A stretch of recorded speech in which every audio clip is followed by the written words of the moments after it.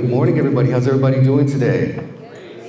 My name is David Jimenez. I'm going to be your MC for the day, and I just wanted to welcome each and every one of you. The Voss team is here from Arizona and from all over the country, some of us from all over the world. We wanted to first of all congratulate you for making the commitment to come in today. We have an incredible presentation from Arash.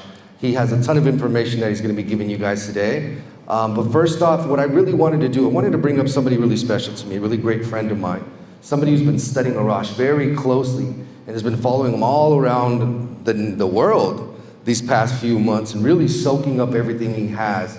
A ton of information, a really great coach in front of mine. Please help me by welcoming Kieran Breslin. Thank you, David, for those kind words. Welcome, everyone. We're so happy to have you all here. It's my first time in Toronto, so I'm very excited to be here. Monica has been inviting me for a long time, but I've never made that move, so I'm excited to be here. Now, first of all, on behalf of what David was saying, there's a lot of people who have traveled here, so I want to thank a few people, first of all, and number one is David, JR, the media team. We've got the amazing Veronica at the back of the room, who I think everyone should give Veronica a big round of applause, because without Veronica's impeccable, organization and what she does behind the scenes for Voss Coaching, none of you would be in this room. I wouldn't be here. None of us would be here. So thank you so much, Veronica, for everything you do behind the scenes. And also, I want everyone to thank themselves for being here. You know, you've bet on yourself by being here. A lot of people have traveled a long way. So give yourselves a round of applause also for being in this room. And I do see a lot of familiar faces and people that I've known for a while, but there's a lot of new faces also. But every single one of you, no matter how far you're on your journey, every single one of you, guaranteed, you'll be walking away today thinking completely different. Arash is going to give you some big ideas. I want everyone to be open to those ideas, accept everything he's saying, and really be open to asking questions. Arash, it'll be a very relaxed event. Arash will be giving the mic to anyone that wants to ask any questions, so don't be afraid to get involved. Okay? Now, just by being in this room, every single one of you have transformed your identity already. You know, it's a big ask for people to travel on a work week, and just by being here, you've already raised your consciousness, you've transformed your identity, so thank goodness you're all here. And these pop-up, I wanted to mention these pop-up events. Like David said, I've been traveling around with Arash this last few months, almost the entire year with these pop-up events, and every single one of them has been better. So you guys are in for the best one yet, because he's got an amazing slideshow, he's got an amazing lesson, and it's really exciting to be here. Now, there was one thing that Arash did say in the London event, which was the last one, which blew me away and blew everyone else in the room away. And he said that there's a lot of people, and it's going to include people in this room, there's a lot of people that are looking for information. Now, there's also a lot of people that's looking for transformation. So before we do get started, I want every single one of you to ask yourself that question. Do I want information or do I want transformation? It's an amazing question, and you will get the answer to it immediately when you ask yourself that question. Because the information, we can all gather information, we can all study, but it's without the implementation of this information that the transformation won't happen. So I will pass it back over to David, but before I do that, could you all please be upstanding for my good friend, my mentor, and just a heck of a good guy, Arash Vossoughi.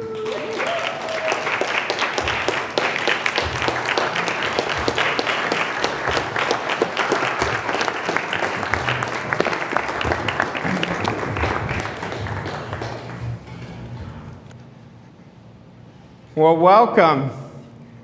I was upstairs, just up there before you guys came in, and for me, this is full circle. My mentor, as anyone who knows me, was Bob Proctor, and he was like a second father to me. But how many times I came to Toronto, he was testing me. I was thinking about that when we first started working together. He said to me, "Are you going to do exactly what I tell you to do?" And I said, "I've never done anything anyone's told me to do." And I remember, and he started laughing, and I said, "No, I'm serious. I'm a great starter and a terrible finisher." He said, "If I'm going to work with you, you have to do exactly what I tell you to do." And I remember, and we talked about it years later, I remember saying, I wonder why I did what he told me to do. And he said, I had the same question with my mentor. But when I said he tested me, there are times he would call me and he'd say, I need you to jump on a plane and get to Toronto. And he loved these steakhouses that we would go, and we would mastermind at these steakhouses. And I was thinking about it when I say full circle, because proximity changes the game. And you can listen to this information, and some of you I've had a chance to talk to have been listening to it, but the implementation happens with the proper direction. And Kieran was saying, congratulating you. I really want to congratulate you because you all transformed your identity just by being in this room. And I don't think a lot of people understand that. Every action you do, you're either investing in your future self or you're chipping away at your future self. It's one or the other. So I want you all to anchor that in. I'm looking at Leslie, who was a part of Bob's family, so it's so good seeing her here. And I see a lot of familiar faces, and it's so great to see you. I met Naomi at the coffee shop, and I was telling Kieran, I said I was really super proud of her for introducing herself to me. And I said, do you know what had to happen for us to be there at the same time? And I remember the last second this morning, I'm like, Kieran, let's go to Starbucks. And she was standing right in front of me. I will tell you, this event is going to be very transformative for a lot of you. I say for a lot of you because you have to decide. We did Dallas, we did San Francisco, we did London. This is the fourth one we're doing. And I can tell you the results of some of them have been absolutely remarkable. I had one person in Dallas message me 10 weeks later that he improved his income by a little over 4 times. I got a call 2 weeks ago from a client in London, and she was so scared to work with me, but she implemented what I told her in London, and she's already doubled her income. And I want you to sit there. You may not want to double your income. You may have a different goal. But the key is committing to the transformation, not just the information. Now think about this. How long have you been studying this work? And then I want you to observe your results. Just observe them neutrally. That will tell you if you're into information or you're into transformation. And I want you to take that in, but you could decide today that I'm going to go all in with myself, and I'm really going to give myself a fresh start. Now, you can always measure somebody's results. I was telling, how do you say her name? Pavan. I was saying you could always measure somebody's results, somebody who's really crushing it, and somebody who's really losing just by the actions they take. You'll know right away. So action is the foundation of success. So if you're willing to take the action, you're going to be willing to implement. But there are 2 camps, and I will tell you this. It's transformation or information. Now, you guys being in this room tell me you want transformation, or else why would you spend your time coming here? And so I want you to anchor that for yourself. And the biggest thing that I want you to let go of is your results. Even if you're creating great results, I want you to let go of them. When the game changed for me personally, winning and losing were the same energy. Winning is a lot more fun.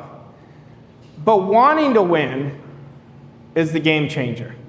The winning itself is just an effect. You have to want to win. You have to want to see yourself bigger, better, and believe in a bigger and better future. And when you do that, that's how you're going to really multiply your results. My whole intent for this event is to help you multiply your results. Now think about this. I ask this question all the time to my elite clients. I said, imagine a year from now, if you're in the exact same place, how would you feel? And they get quiet and they don't want to tell me. I say, well, I'll tell you how I feel. I'd be super disappointed if my results were the same. So when you anchor that idea and say, I'm not going to allow that, that's what's going to keep you more discipline. That's going to get you to do it now. Why don't people do it now? Because they're afraid of losing. Losing is your best friend. It is not your enemy, because the losses create the biggest wins. Think about a win that you had. What's your name? Monica, nice to meet you. I know you. You coach me. Are you still singing? Yeah. Oh, wonderful. Yeah. Oh, I got to introduce you to my kids, because they asked me about you like 2 months ago. Yeah. Oh, Yeah. Oh, it's so good to see you. But if you think about a big win you had, you have it? Absolutely. Now, if I said, do you remember a big loss? Do you remember it? Our brain remembers the losses more than the wins. But what created that win we're willing to lose over and over again? Would you agree? Your desire. Yeah, it was greater. So when our give is greater than our want, that's when we're in control. Our give always has to be greater than our want. That's how you're going to multiply the results. Most people who are struggling, their want is greater than their give, and they're focusing inward on themselves, what they can get. Now, I have worked on so many definitions of success. My definition of success is not about me, it's about the value you give to others. That's the truest definition that I've found. Now, this is our mission in our company, Voss Coaching Co. This is who we help. We help inspirationally dissatisfied high achievers 10x their results, break free from limitations, simplify their lives, and elevate their mindsets so they stop grinding and start living a life of true freedom and fulfillment. That's who we help. And that's who I want to help, because that was me. See, inspirationally dissatisfied doesn't mean you're not creating results. It means you're chasing results. You are not living on your terms. So that is my mission. I want you guys to write down right now, because I want you thinking about you. Forget about me. Forget about anybody else in this room. I want you to write down what you want more than anything. What you want to accomplish. And the reason, and write it while I'm speaking, the reason I'm having you write it down is when I'm teaching today, your mind is going to go to your goal. There's going to be things that will not be in harmony with where you currently are. That's a good sign.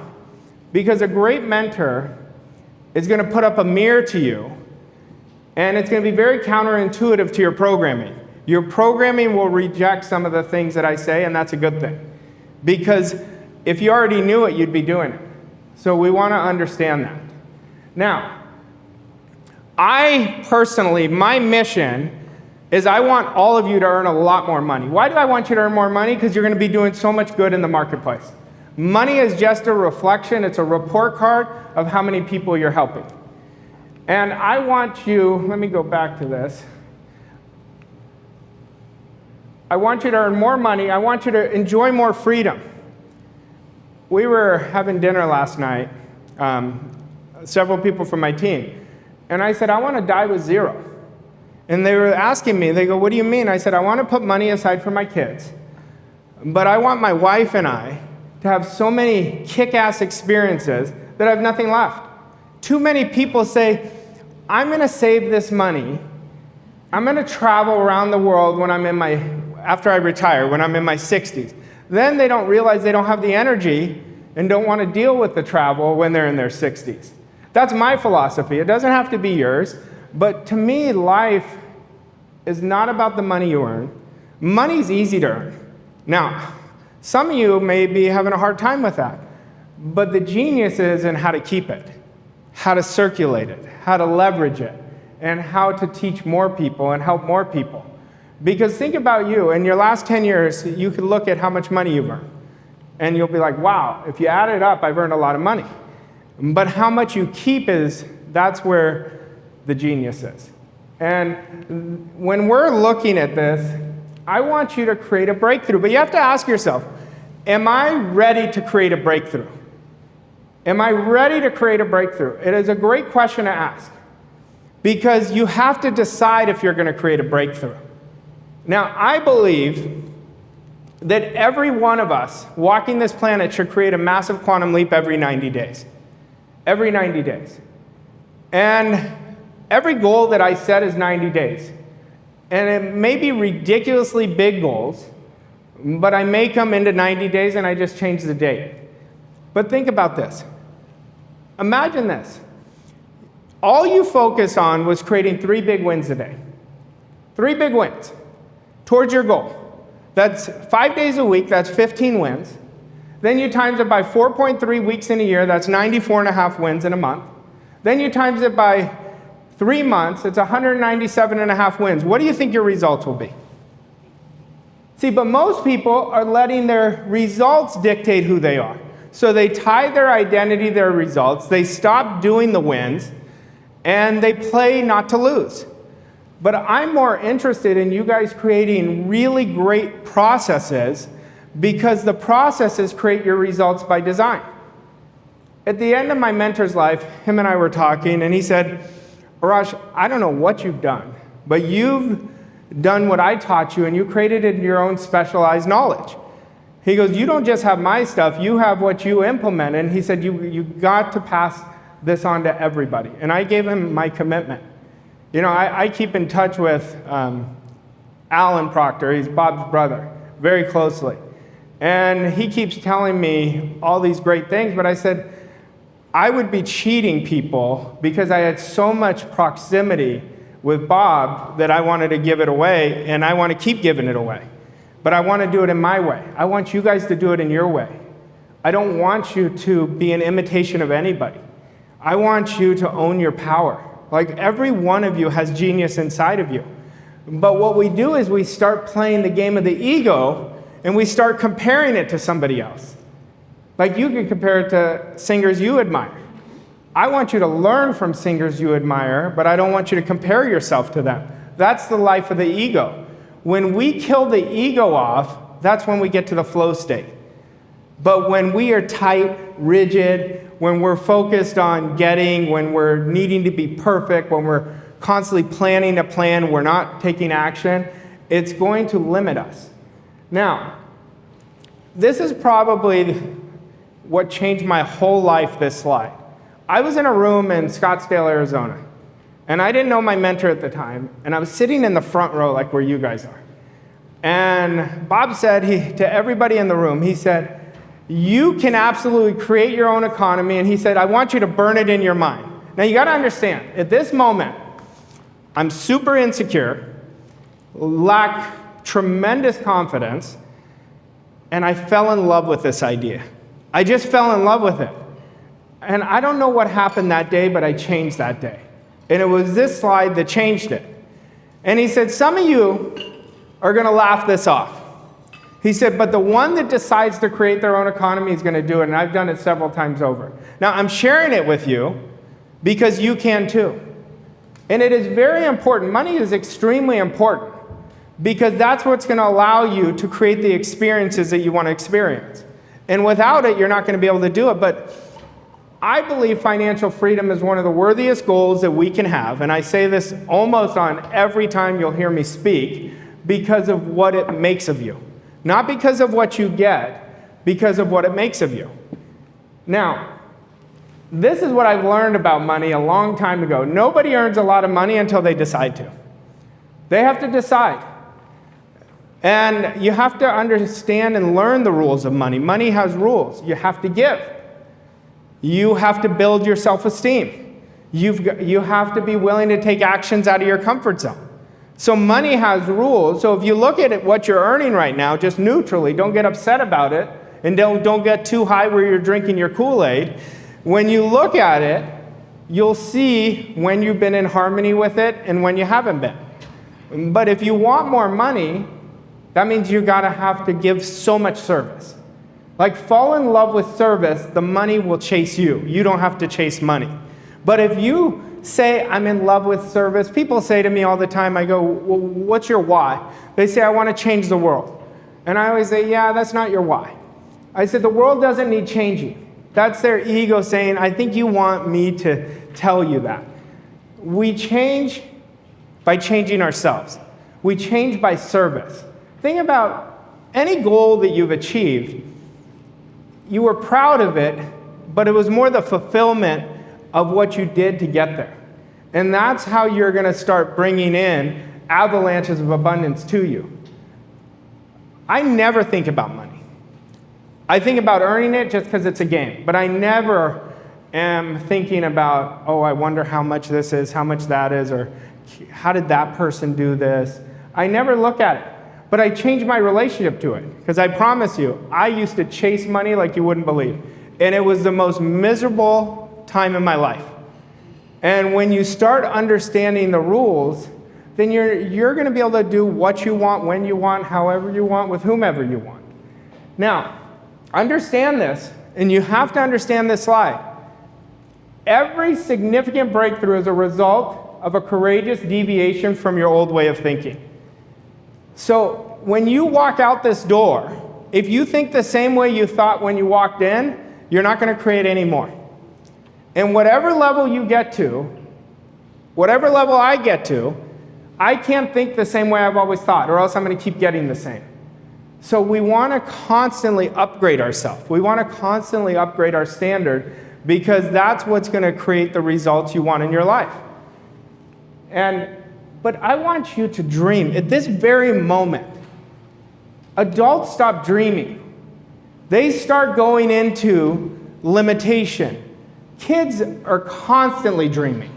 They're constantly thinking of, I want this, this is why I want it. Anybody who has kids will know that. But I want you to understand at this very moment, inside there's something burning in you. That's why you're in this room. There's something burning. Like, you guys didn't come to see me. You came to get from me something that's already in you that you want to bring out of you. And that's why you're here. And that's why I was there 17 years ago. Now, I will tell you, it's going to take daily transformation to create a life of freedom. It's not what you do once in a while that's going to make the difference. It's going to be, am I willing to commit every day to personally transform? And if you're not, there's nothing wrong with it. But if you are, you're going to create some amazing, amazing things, not just for you and your family, but for everybody you touch. Now, I'm big into 10X, if you've been following me. I am huge because a lot of people, when I teach 10X, they think it's income. It's not income. It's self-esteem. It's standards. It's processes. It's attitudes. That's what creates the income. But the whole purpose of 10Xing our life is about setting big goals that will lead to an extraordinary life. So if you look down right now at your goal, I want you to ask yourself, is that a goal that I really want, or is that what I think I can achieve? That'll tell you right now where your mindset is. I was telling Naomi this morning, I said, tell me what mindset is. And she gave me her definition, and I said, let me simplify it for you. Mindset's just how you see the world. That's all mindset is. So look at your goal, that's your mindset. There's nothing right or wrong about it, it's just where you are right now. But I want you to leave this room setting much bigger goals for yourself and not worrying about the how. We're asking the wrong question about goals. Most people are asking, how can I do it? If you knew the how, it's a terrible goal. But we've got to ask the who and the what. Who do I need to become? What do I need to leverage? Who do I need to surround myself with in proximity? And when you start asking bigger and better questions, what happens is if you ask empowering questions, you get empowering answers. If you ask disempowering questions, you get disempowering answers. What's a disempowering question? How am I going to do it? How am I going to do it, right? That is such a disempowering question. What if we ask this question? What are the qualities of somebody who's already achieved what I want that I could mimic? That would be a really good question, right? What are some of their processes? Who do they hang out with? What does their inner circle look like? I want to model that. That's what you want to ask. You want to ask great questions because questions shape behaviors, but questions shape your identity. You know, I have so many people in this room who've transformed so much. So much. I think of Caddy, when I first met Caddy, I mean, I don't even recognize her. Like every time I see her, she keeps growing and growing. But when I first met her, I mean, she was very different. Kieran, who was up here, the reason I keep putting Kieran up here, because he said to me, he said, Arash, do you mind if I travel wherever you go? He had such hunger to learn from me. I said, if you want to pay for it, you can go wherever I go. So he's went everywhere with me. But that's what I used to do with my mentor. I would go everywhere. And I would always have a page of questions for him, because I wanted to start picking what was inside of him and bringing it inside of me. So you all will transform. I don't know where you are, but I know where you're going to be if you commit with your whole heart. Now, 10X is about growth energy, and that's why it's either. I want you guys to really look at this. What energy is depleting you right now? Now, that could be people, that could be beliefs, that could be activities, that could be stories, that could be excuses. And you want to answer this question, because if you're putting your energy towards something that is taking away from you, you're not going to create the results. It is impossible at the 10X with low energy. So we've got to be honest with ourselves and say, what do I need to eliminate? What no longer serves me? I just did an event last week. I have an elite mastermind called Elevate. And the first hour, I told everyone one of my processes. And I said, every 90 days, I write out 3 things that frustrate me that I'm going to eliminate during those 90 days. And 3 things that really give me juice, really give me inspiration that I want to put all my energy towards. Because as an entrepreneur, there's 4 key points of entrepreneurship. It's about the beliefs, skill sets, leverage, and structure. Now, I always say most entrepreneurs are terrible at structure. That's why they become entrepreneurs. But it is critical to create great structure. Now, you don't have to be the one that creates great structure. Like, I create great structure in my presentations. I create great structure with ideas, but I have a business partner that is really good with structure because I'm not. So I'm very smart. I have a team because I just want to teach this. I just want to work with people closely. That's where I put all my time. I literally just do a few things every day, but I do the few things that create massive results where most people are doing too many things. And when you're doing too many things, it's impossible to create a quantum leap. Why? Because you get anxiety overload. Why else? Because how can you put all your focus and attention on the important things if you're doing 20 things a day, if you're doing 10 things a day? And so we want to start understanding less is more. When we start committing to less is more, that's going to change the game. So all of you, like Chris, if I looked at you and I said, think about your genius right now, okay? What you just are naturally good at. Now, I guarantee you just do a couple things every day to do that. Would you agree with that?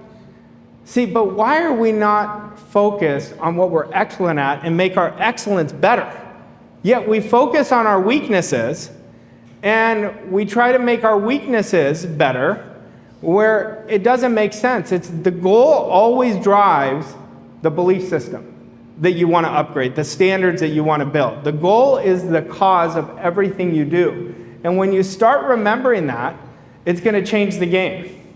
Now today, I'm going to take you through a lot of concepts, but I want you, if you have a question, raise your hand. I'm going to make this very active, and I'm going to have you do questions that I'm going to stop and have you do so you guys can identify it, and by the time you leave, I want you to write down what your commitment is, and I want you to send it to me. When we write down anything, we deepen our commitment to it. So if you write it to me, now I'm not going to force you, and if you don't send it to me, that's fine, that's your prerogative, but you're not going to allow yourself to put yourself on the hook. A lot of people have this idea, and I'm very different with this, don't tell people your goals. My mentor used to tell me that. He goes, Arash, just you and I, we'll talk to each other. I said, Bob, I want to tell the world my goal. He goes, why? I said, because I want everyone to be my accountability partner. I want everybody. Anything that I want the whole world to be. You know, because that's how I work, and that's what puts me more on the hook. But you have to understand you. Just because I say that doesn't mean that would be good for you. It does not mean that would be good for you.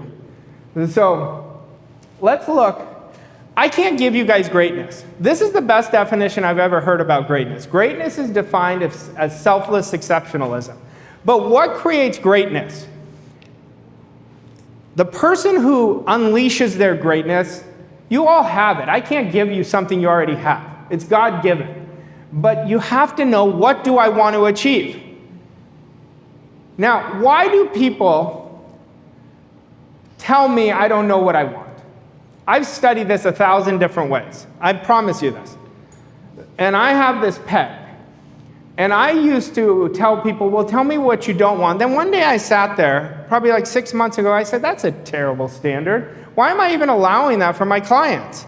I used to say, write down what you don't want, the opposite is what you want. And I said, how can I help them achieve what they want if I'm giving them an out? So I stopped doing that. But you have to know what you want. Your want is what creates abundance. And I'm going to get into wants a little later, but your wants can never come from justification. So if I told Monica, what do you want? And she said, Arash, I want to be the singer, but let me tell you, it's because this, and this, she'd be justifying it to me. So now she's coming from need. So the want, you own it. You have to own that, and now you're activating abundance in your life. And so that will activate your greatness. What else? How badly do you want to reach your goal? You have to want it so badly. Stacy and I were talking last night, and we were talking about this. She said, well, how do you help people want it bad? I said, you educate them. You show them your example. You lead by your vibration. Like every one of my clients that works with me closely, I tell them, I want you to walk in a room and your vibration sells the room. Like your vibration is, I need to talk to this person. That is a great attitude. You want to be able to walk in, I don't care what your results are, you own your space. You own your energy, because that's how you're going to own your power. You're going to stop giving it away to results. You're going to stop giving it away wondering what anybody's thinking of us. And now you're activating abundance in your life. But what you're doing is unleashing your greatness. Now this is a big one. And I will tell you the truth. Everything I tell you is everything that I've learned. And I was a great student. And I still am a great student. But my mentor said, if you don't have mental toughness, you're not going anywhere. And do you have the mental toughness to handle the adversity along the way? If you are setting a goal that is worthy of you, I can assure you, you're going to have adversity along the way. I can promise you this. If you take anything that I say to the bank, I promise you, you're going to have adversity. But adversity, let's shift our attitude towards it, that we eat adversity for breakfast. That when we have it, we say, I got to do it now. Instead of shrinking to it and say, oh God, look what happened, what should I do? No, we get into action and do it now. 17 years ago, I picked up this information, I committed to doing it, and there was 3 words that changed my life within 90 days. 3 words. And all it was do it now. Everything I did right away. Everything I did. Where for 3 years before, when I was studying this, I was gathering the information. I was the epitome of what I'm training against. And I was the person who would raise up my hand and say, give me more information, give me more information. I was that person. But when my back was against the wall, I had no more time to procrastinate. I had to do it now. Or else, I just started my life with my wife and we weren't going to pay the bills.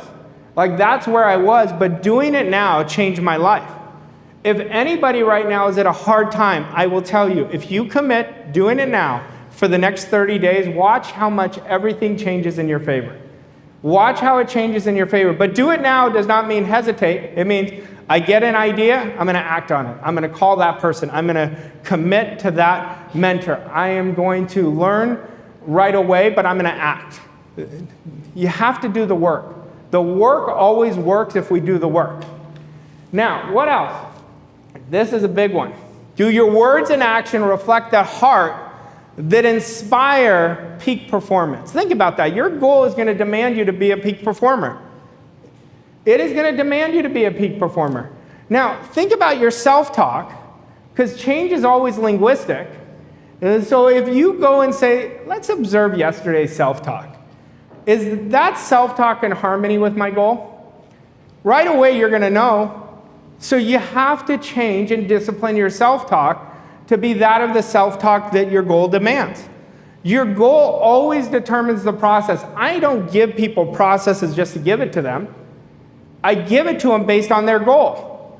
You know, I was talking to these two lovely people last night, and first thing I asked them is, what is their goal? Why? Because I'm thinking in my head, okay, what process do they need to create for themselves? Because I never think about, oh, what are they doing? I'm more interested in their goal. So I was talking to them, and I said I'd sit down with them and really show them. Because once you have a game plan, it's impossible to fail. That's the beautiful part. I don't know if any of you listen to my podcast, but I did a podcast on game planning. One day I was talking to my team, and I said, send me your game plan. And so they sent it to me for a week. And I did not love their game plan. And I told them. And I changed it with them, and I made it a habit where they sent it to me for 30 days. So they've gotten a habit of, instead of writing a to-do list, they put a game plan to their daily goal. Because our daily goal is if we win our days, we're going to win our weeks. If we take care of our weeks, we win our months. We take care of the months, they win the quarter. There's too many people by Wednesday afternoon already have tapped out of the week. They've already tapped out of the week. So if you haven't listened to that podcast episode, I highly encourage you to listen to it, because then you're going to see the gap between your game plan and what your goals game plan demands. Once we have that game plan and we keep repeating it over and over again, guess what? You're going to create more confidence. Confidence is going to create your results. But remember this. When you give, you live. When you take, you're in pain and fear. So understand, if you ever take, there's some underlying fear. If you're given an excuse, there's an underlying fear. So attack your fears. Your fears are not your enemy, your doubts are. Doubts come from ignorance. Your fears are just a manifestation of the doubts. So the more you start understanding them and start looking at the fears as good things. Fears is just somebody anxious about a future. That's all it is. It's about a future they're worried about, where I want you to start sprinting to a future. I want your philosophy to be, every day I'm creating a bigger and better future for myself. See, most people are not creating big things because they don't have a future. One day I was sitting down, and I had this friend. And I said, God, what is my problem? Like, I don't want to spend time with this person. And then I said, it's because we don't talk about anything there's no future. Everything is about, it was like Al Bundy. Everything was about high school. I was like, I've got to distance myself, because I want to surround myself with people. I don't care what they do, but I want to surround myself with people who are really going after something. That's what inspires me. So I distanced myself, because it wasn't in harmony with me anymore. And I told him, I said, you're not the problem, I'm the problem. Because he's no different than he ever was. I'm different. But I respect myself enough to walk away from what doesn't serve me anymore. And that's what you want to do. That's what you want to start taking action right now. Like, the minute you leave here, do one thing that is out of your comfort zone. It's going to change the game. It will change the game for you. Like, I'm always bragging about Monica. Monica, when she came to me, was so hungry. She didn't have a great skill set, but she had this authentic desire, and it reminded me of me when I was losing. And she would do everything I told her to do. Like, I always say that I feel like I've known Monica for 20 years. And she is a great example of this. If you get an idea and hold on to it, and just commit the rest of your life to it, watch how much your life is going to transform. And I love it because she always calls me from her lake house. You guys call it something else. What do you guys call it? Cottage. Yeah. So she calls me from her cottage, and I knew how much that cottage meant to her. So I always remember what the process was for her to get it, but I always remember her failing, but she never lost enthusiasm. She never lost her hunger, and that's what it takes. But just to understand this, everybody wants success to be this upward line. It's never up. It's up, down, sideways, backwards. But you're going to know when you're creating success, because you're going to have the worst week, and you're going to be like, oh my God, something magical is going to happen. Like, that's when you start knowing, and that's when you know you're not giving power to the outside results. And when you do that, you're going to really win. But this is about you. This is just about you. What is our business? Our business is a direct reflection of us. Our relationships are a direct reflection of us. Our income is a direct reflection of us. Your circle is a direct reflection of you. So understand, this is just about mastering you. Now, I'm going to show you the simplest ways to do it. First thing you have to do is you have to understand you're infinite. There's infinite inside of you, but there's infinite inside of anybody. So that's not a badge of honor. That is not a badge of honor. What defines us are the choices we make. That's how you're going to take you to the next level. Nothing is going to define you more than the choices you make. But we have to start with the truth that if one person can create X, so can I. If one person can have great wealth, so can I. If one person can create this 8, 9, 10-figure business, so can I. So we have to understand that. See, all you have to do is open your eyes. If one person can do it, so can you. Now you have to really discipline the defining choices you make. I was telling somebody, I don't know who I was telling today when I was talking in the back room, I said, discipline to me is very simple. It's, you know what to do it. And you know what not to do, don't do it.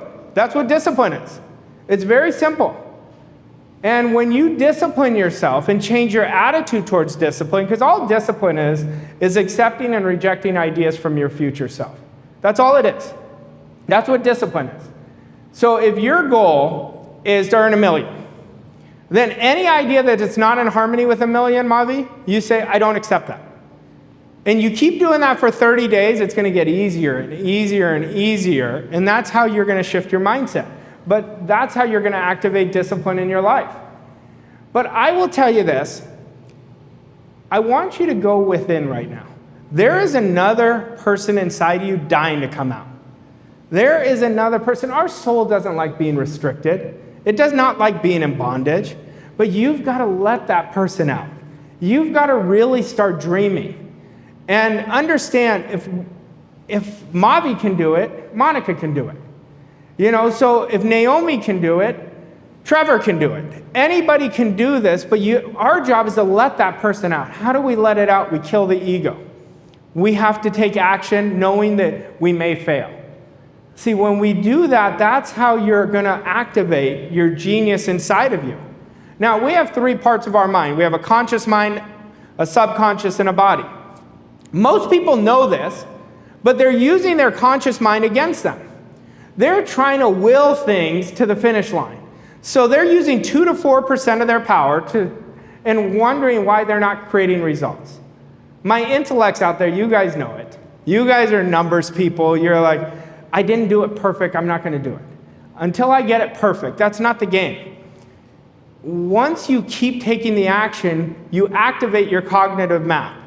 Your cognitive map is your understanding. And once you activate the cognitive map, your brain starts working on how to make it better, better, better, and more effective. So we want to let that person out, but get to the starting point today. How am I seeing the world? Am I expecting big things? Am I expecting just to get by? Am I expecting just to create a program and say, no, I'm on module 7? Or am I going to own it? Am I going to say, no, I'm going to start before I'm ready? You have to start before you're ready. Because that's when you're going to activate the cognitive map. You are ready right now. One of the biggest bullshit excuses people give, I'm not ready. What they're saying is, I'm not courageous enough. That's what they're saying. And it's going to take a great deal of courage to achieve your goal. If it wasn't, it wouldn't be worth it. See, if it was easy, everybody would do it. Why do you think the top 1% are the top 1%? So we have to understand that our foundation, we have to be more courageous. The more courageous you become, the more you're going to win. Now, what does that mean? Every day it's different. You're going to feel this resistance. Every time I speak, but I've done this so many times, but every time I get this real anxious feeling, because I'm working with different groups and I don't want to let them down. I want to give them the best. So I have to go in and activate more and more courage. And all of us have to activate more courage. Like if I said to you on a scale of 1 to 10, you don't need to share it with me. Write down where you think you are on a courage scale. Like I am super fearless, or I'm right in the middle. I'm passive, I'm a watcher, I'm waiting for things to happen. That'll tell you a big story. Now, freedom is going to demand personal transformation. Burn this in your philosophy. Your philosophy is your automatic operating system. Everyone has a philosophy. And you have to understand, freedom is not free. You have to be willing to pay the price. What is that price? Mentorship. What is that price? Proximity. What is that price? Discipline. So there's two camps of people. There's a fixed mindset and a growth mindset. If you guys haven't read the book by Carol Dweckler, Mindset, you want to get it. It is a phenomenal book. She really brought this to the world. A fixed mindset is the consumer mindset. It's what is it going to cost? Always victims, blaming everybody else. And the growth mindset, the person with the growth mindset says, I can't afford not to do it. I can't afford not to take this action. I cannot afford not to invest in my goal, in myself. And when you do that, you're going to know which direction you're headed. So you want to make a part of your identity that I'm in a growth mindset. Now, real transformation requires real honesty. It's time to get real with yourself. To win, you have to be brutally honest with yourself. And that means even your weaknesses. You've got to say, okay, this is what it is. I get to work on this. Not I have to, not I need to. I get to make this a part of my strength. When I started doing this work, if I was doing this work from the beginning again, I would start with identity for 3 years. Knowing what I know now, that's where I would put all my attention. Because your identity is the foundation of your programming. And your programming is running you. It's running 95% of all of us every day. And identity is so easy to change. All you have to do is take action. That's all you have to do. You take action. Because guess what? In your conscious mind, you can only think one thought at a time. When you're in action, you know what you're not in? Fear. It's impossible. It is impossible to be in fear and action at the same time. But how to transform an identity is taking action. Taking action before you're ready. And that's what's going to change it for you. And when you get real honest with yourself, you never put yourself down. You don't say, oh gosh, I'm a piece of crap because of this. No. You're going to make mistakes. If you're not making mistakes, you're not taking any action. The people who don't take action are the people who are afraid to lose. Now, I've said this on so many different platforms, but I want you to really burn this in your mind. That I am going to be willing to fail at my future self than succeed at my present self. Now, I'm going to say it again, and I want you to really take it in. I am willing to fail at my future self, then succeed at my present self. And I'll give you an example of this. We have this event called World Class Wealth. And there was a gentleman in there. And he's in the financial services industry. And he told me what he was charging. I said, you're charging too little. And I said, I want you to double your prices. And you could tell he got really quiet. He got really uncomfortable. And I said, but I'm going to tell you what's about to happen. If you closed at a 7 out of 10 rate, you're going to close at a 1 or a 2. But you got to be willing to close at that 1 or 2 for 1 month and watch what's going to happen. But I said, are you willing to do this? And he said, I am willing to do it. He did it. He tripled his income in 6 months. But in the beginning, that's failing at your future self, because guess what? Your present self is going to say, no, I know I could do this, but you transform your identity. You literally transform your identity. Think about you all. If you're in business for yourself, am I charging too little? Most people are not charging their worth. They're charging based on what they think they can get. It's a big error, big error. Did you guys change your pricing? You did? Okay. That didn't seem like a committed. I don't know that you did. You did? A bit more. See, this is what I'm talking about. A bit more because it's comfortable. I'll do it a little bit. But all you have to do is accept a bigger idea. Once you start accepting bigger and bigger ideas, then all you're going to do is start attracting that. But a little more is the programming. That is the program that runs you. I'm just going to do it so it's a little more comfortable. It's a little out of my comfort zone. But if it's a little out of your comfort zone, there's only going to be a little good. When it's really out of your comfort zone, that's when it's going to change the game. Now, understand this. It is impossible to exceed the standards you have for yourself.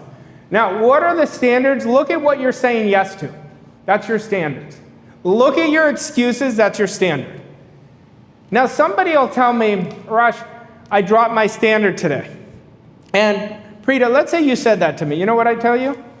That was not your standard. Standards, we don't drop. The standard is what it is. Now, what I encourage you all to do is stop bringing your standard of living down to your present results. Bring your present results up to the standard of living that you choose for yourself. But your standard sets the baseline. Our standards are our DNA to success. Like you guys all being here is part of your standard now. And you're going to pick up my standard just by my philosophy, and you're going to have it inside of you.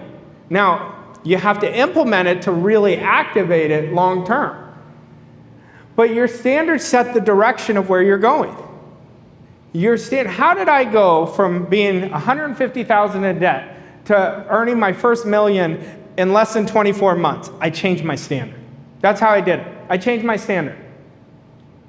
I activated, I can get raw, so I'm not going to get raw with you all, but you have to activate your I don't give an F muscle. You have to activate that. That's going to upgrade your identity. That's going to upgrade your standard. And that's going to also upgrade the type of people you attract to you. That's what it's going to happen. But the standard you hold of yourself is your most important core value. It's your most important core value.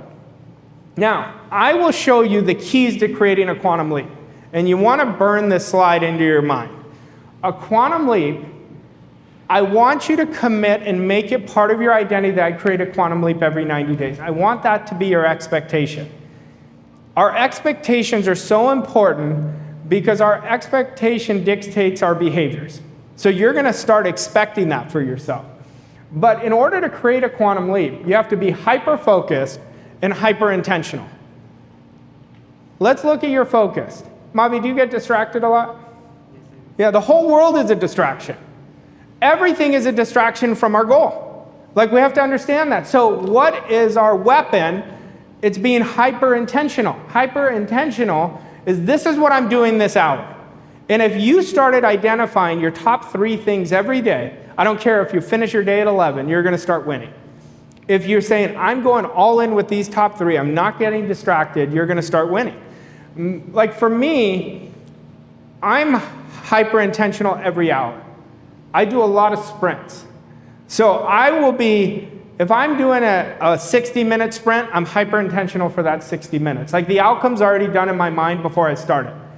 And then I take a break, because I can't do sprints all day long. I do 4 to 5 sprints a day, but I'm so all in with those sprints, and that's why it's so easy, because of intention. But what else? You have to study yourself every day. That's what's going to create great wealth. It's not just studying this information, it's studying you inside this information. I remember one day I was in Markham with my mentor. We're sitting down having a coffee, and he said, what are you studying right now? And I said, I'm studying myself. And he said, kid, you're getting it. I used to always study the information, but then my awareness shifted, then I said, I'm studying myself with the information. And when you do that, now you're really getting it. It's not just the information, it's you with the information. If you just study the information's out there. But if you start studying you with it, now it's in your heart. That's where the change is going to happen. But we have to understand, if I told you there's one practice that will change your life, it's called deliberate practice. Now, I didn't make it up. Anders Ericsson did. He was a psychologist from Stanford University. Deliberate practice is looking at what your weakness is, but it demands it to be a strength. And deliberate practice is where you drill that weakness over and over and over and over until it becomes automatized as part of you. Let's say, Chris, for you, let's say you were average at selling. and your goal demands you to be a great seller, you would practice your presentation every day until you can't get it wrong. Not until you get it right, but until you get it wrong. But here's the challenge. Your past self and your present self is going to want to go to what you're already good at. But when we have deliberate practice, it's over and over and over again. I was watching this documentary on Netflix from Usain Bolt. And I'm watching it, and I'm like, this guy gets deliberate practice. He would only be practicing his sprints for the first 15 yards, and then he'd start it again. Just 15 yards at a time. And I said, he's trying to improve his start time. But what he was doing, whether he was aware of it or not, or his team was aware of it, they were locking in on deliberate practice. Nothing is going to upgrade your skill sets more than deliberate practice. And understand, all of us can get better at our skill. We can continue to get better. So look, do you guys know what skill that you want to upgrade? Okay, you guys know. What skill? Sales script. Okay, so right now, what are you doing to upgrade it? I'm looking at it and practicing every day. Every I day. think every day is in my morning routine or daily routine to committed to practice that. To take some time every day to practice my script. Okay. Now, can I give you a suggestion that'll make it easier? Start practicing chunking your script. So do the first part of your script until you can't get it wrong. Don't go to the second part. I do that. Yeah, that's what you want to do. Parts it, yeah. Yeah. That's what you want to do. And then I said, okay, let me ask you a different question. You're an entrepreneur. So there's two things we always, every 90 days, focus on, is what is the one skill set we want to upgrade and what is the one belief we want to upgrade. So if I said to you, what one belief would it be? To accept, like my spouse said, we want 40 clients before Christmas. Okay. And I have trouble to accept that. For me, it's unreal. I'm not there. Yeah, but the key is, she's right, the key is to accept the idea. Accepting the idea is not hard. We just say, this is what I'm doing. But what you're allowing to happen is your programming is coming in because you're letting the results tell you, I can't see how it's going to happen.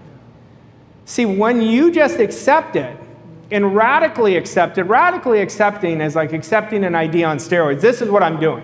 Like if I told you where I was and where I became in a short time, it was crazy. It was so unreal, but I was like, what's the worst that can happen? See, we try to protect ourselves from what we really want. That's what you're doing, instead of radically accepting it. One day I was talking to my mentor, and I always share stories because they transform me so much. And he said to me, he congratulated on something that I achieved. And I'll never forget this. I remember exactly where I was. And I said, I wish I did that every day. And you could never get anything by him. Like, you really couldn't get anything by him. And he said, well, why don't you? And I said, I don't know. And he said, because you haven't accepted it. He said, Arash, this isn't rocket science. Just accept the frickin' idea. And that's exactly what he told me. And from that moment, I swear to you, I started accepting ideas automatically. And that's all you have to do. Now, does that guarantee you're going to get the 40? No. But you're going to set yourself up and open the space for the 40 now. Okay, that's what we have to do. We have to start looking at what ideas are we accepting. And then we have to increase your value into your mission. See, when your mission becomes an obsession, you become unstoppable. But we've got to stop letting the outside be our mission. Your results are not the mission. The mission is why you're doing a thing. When you have enough reasons to do something, that's when it's going to jolt you so far up. That's where you're going to 10x yourself. And you have to look at what would be wisest for me to work on. What will be the best thing for me to work on? Now, to create a quantum leap, it's going to require you to let go of 80% of what you're currently doing. Now, I didn't say what that 80% is not good for you. That 80% is already part of your identity, so why are we working on that? You can't create your next 20% jump and the next 20% if you're doing the same things every year.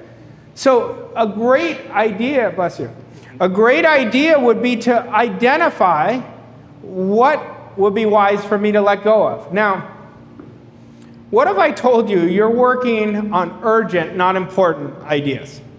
You're working on the urgent. Rob, like if you look at what you're doing, are you working on the important few or are you working on the trivial many? Try to work on the important few and the trivial many. We want all day long. We want to leverage the trivial many. You could outsource it if you have a team. Do you have a team? Small team delegated to the right people. Yes. Well, that becomes their quantum leap. Once you give it to them, it's like, oh my God, Rob's giving me something. So you have to stop working on things that no longer serve you. The best in the world are the best in the world because they're the best quitters. Now, I know it sounds weird, but the best in the world are the best in the world because they're great at quitting what no longer serves them. Like one of the things that I'm most proud of over the last 60 days is I released 75% of things that I was doing. And it just created a massive quantum leap. I figured, I'm like, this is low energy. I don't want to do this anymore. So I called Mikey. I said, I want to get rid of this, and this. And it changed the game for me. So when I'm telling you elimination is your best friend, identify what would be wise for you to quit at. Let's say somebody was always blaming. That'd be a good thing to quit at. What else would be a good thing to quit at? People pleasing would be a good thing to quit at. Excuses would be a great thing to quit at. Procrastination would be a great thing to quit at. Planning to plan all the time would be a great thing to quit at. So there's things that you guys have got to identify. What should I quit at? If something keeps showing up in your life, it's not showing up by accident. Everything is coming from us, not to us. Your success is coming from you, not to you. It's not by accident. So when you start eliminating this 80%, you're going to change the game. Now this slide is a very difficult slide for people to accept. It sounds so simple, but to actually implement it, that means they're going to let go of their comfort zone. And that's what everybody wants to be married to. Oh God, that comfort zone feels so good. It is your biggest sabotager to creating the life that you want. So you have to write down, what am I going to leverage? What am I going to outsource? And what am I going to completely quit at? And so once you do this, you're going to change it. But when we're talking about a quantum leap, the process of creating a quantum leap is elimination. It's about doing less, not more. Now, what do we want to eliminate? Everything that drains your energy, I want you to quit at. I want you to be a great quitter at anything that drains your energy. What else? Relationships that don't work. Are you in some relationships just because of the past, but don't serve you anymore? Let them go. And everything that others do better than you, leverage it.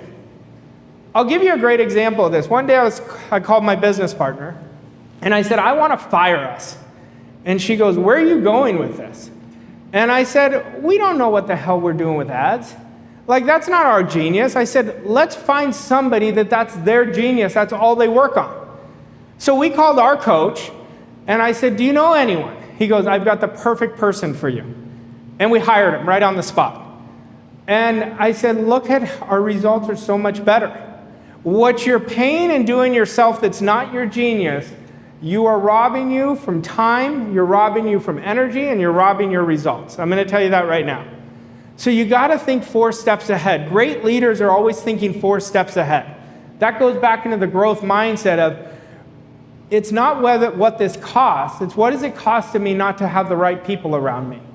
So when you understand that, that's going to change your standard.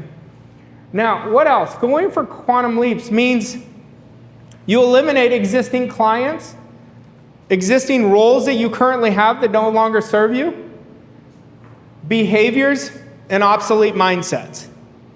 Okay, so you want to really take this in.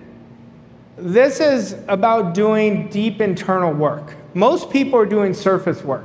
Oh, I listened to this podcast. I read this book. So I'm really into growth. They're not into growth. They're into information. It's what they implement. So when we do the real work, it's that deep internal work that is going to activate so much significant quantum leaps in your life. And if you're not going to do the deep internal work, and if you're not going to want to change, then stop complaining about it.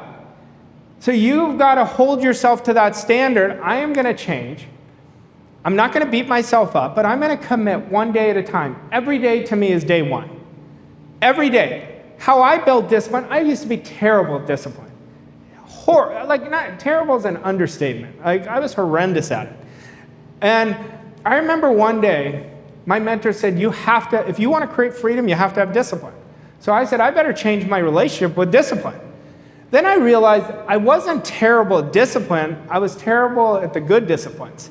Like I was really good at the bad disciplines. So I had discipline in me. So then I started playing this game with myself, because I think life is just a game, and if we play it like a game, it's going to be a much better way to shift our perception on things. So I said, just for one day, I'm going to do what I commit to. I did it. Then I woke up the next day, I said, just for one day, I'm going to do this again. And that's all I've done since then. And that's why I say it's always one day. People who are losing say, one day I'm going to do this. I'm going to do this one day. Caddy, is this making sense now? Thank you. But I want it to be day one. I want it to be day one for all of you. When you just make each day interdependent, like yesterday's over, it's dead. We can't do anything with it. But if we treat every day different, and the best goal you all can set for yourself is, I am going to beat my personal best today. That is the best goal you could set for yourself. I got it. Now, what is peak performance? They set big goals and execute. So I think it'd be wise for you to make that part of your identity statement. I set big goals and I execute. You could just add that to your declaration. What else? They're not afraid of the negative. Most people who start studying I don't want to look at the negative. The negative is giving you so many ideas and understandings of what to shift. Don't be afraid to look at the negative. Just don't emotionalize it. Don't make it so big. But look at the negative just like you look at the positive. So if I'm doing something negative, I want to look at it so I don't keep repeating it, or else it's going to become a part of me. So I always encourage not to be afraid of the negative, but to look at it. Like Warren Buffett has a great quote. He says, optimism kills more businesses than anything else. Well, the person who is a blind optimist, they don't look at what's not working. And I think he's very accurate with that. So you want to really look at this, and winners find issues and fix them, be a winner. But nobody can consider themselves a peak performer if they don't fall in love with repetition. We've got to fall in love with deliberate practice. That's another word for repetition. But you fall in love with repeating it over and over and over again, because that's how you're going to change your skill set. That's how you're going to change your programming. What if I told all of you right now that you guys can do so much better than what you're doing right now? Would you agree with that, or would you be like, no, I'm doing pretty good? You know, I think all of us, every single one of us, can do so much better than we're doing right now. Why do I think that? Because the repetition activates that cognitive map that activates our brain to go do things better and better. So we can all get better, but we're not going to do bigger and better things if we're working with small ideas. I was telling my friend Naomi this morning, I said, she told me her goal, and I said, you're close. I said, you're just a few shifts away, but in her mind, I think she didn't think that before she talked to me. But I know that going from where she is to where she wants to be, there's just a couple tweaks she has to make. That's it. So your goals, I could look at Mavi and look at his goal, and I'd say, you're not far. It's just we have to understand what we do every day is going to allow you guys to create your future results. Now, this I want to really explain to you. Once you begin working inside of my model, success happens effortlessly. We have so many success stories, and it's not by accident, because I give them exact processes. And if you don't have exact processes, good luck. I'm being very honest with you. What's going to happen, you'll have a process, you don't even know it's a good one, but you didn't do it long enough, so you start doing something new, something new, something new, something new, and all you're doing is running on a treadmill. That's all you're doing. Now, what are your processes? I don't know, because I need to know your goals. But you're all going to email them to me. You're all going to send me an email of what your goal is, and I can tell you what your process is. So what I want you to do is understand, are you willing by the end of the year, so you guys have an amazing Christmas, that you say, by December 31st, I'm going to have the biggest transformation of my life. That means 90 days of definiteness, 90 days of courage, 90 days of consistency, 90 days of discipline. But would that be worth it? Would that be worth it to you to have so much momentum going into the new year? Now, I'm going to tell you this right now, you're going to be in your most motivated state, but as soon as you walk out those doors 3 hours later, your program's going to come in and we got to catch it. We got to catch it. And that's why we got to get really good at accepting and rejecting ideas. Okay? Now, this is what I want to do. I want you all to make really big strides by the time we leave this room. So I would like you to write out, for the next 15 minutes, I'd like you to write out what is the 80% that no longer serves you. What are you going to eliminate? And what would be the one thing that would create the greatest jump if you quit at it? What would be that one belief, that one excuse that you give yourself that would be the greatest jump if you quit at it? Okay, I want you to think. You don't need to eliminate everything today, but pick the ones that are going to create the greatest jump for you that you let go of. There's certain things that you want to like thinking in scarcity. Really bad idea. It's never going to increase your life. It is a habit that is ingrained in you, and so you want to let go of that. So really commit to yourself that I'm going to leave here letting go. Now, before I keep going, does anyone have any questions about what we've worked on so far? Well, look at your goal, and then look, what skill sets does it demand me to have? So that's the ones you wouldn't leverage. There's certain parts of it that it's going to demand you to have. Like, let's say one of them was communication. Like, look at communication. Right now, communication is earning billions online every day. So I would want to be a great communicator if I was sitting in this room, no matter what I'm doing. I have to be a great communicator. So I would look at what you're doing and say, does your goal demand you to be better at communicating? So that wouldn't be something that I would leverage. That would be something that I would practice. So you got to start looking at it. I try to leverage everything. I always say my whole life is leveraged, because it really is. The only thing that's not leveraged is my genius, like what I'm passionate about. And I don't want anyone to do that. I want to do that. That's my skill set, so I don't leverage that. But everything else, like if you came to my house, you look at housekeeper, pool, mowing the lawn. Like I don't do anything. I really don't do anything. I don't book flights. They don't even tell me when I'm doing stuff. But because I don't want to do any of that. But that also opens a space for me to consistently do what I want to do. And once you're doing that, it'll change the game. It'll change the game. So you have to look at what skill sets does my goal demand. And that's what I would focus on making your next 20%. So we have to understand the 80-20 rule very well. 20% of all your efforts are creating 80% of all your results. But most people don't know what that 20% is. I want you all to be working on that 20% in your 5 great hours every day. I say 5 great hours because it takes 5 great hours to create world-class results. That's 5 hyper-intentional focused hours. But instead of doing to-do lists, instead of doing urgent work, we do our most important work in those 5 great hours. That's how you're going to transform yourself.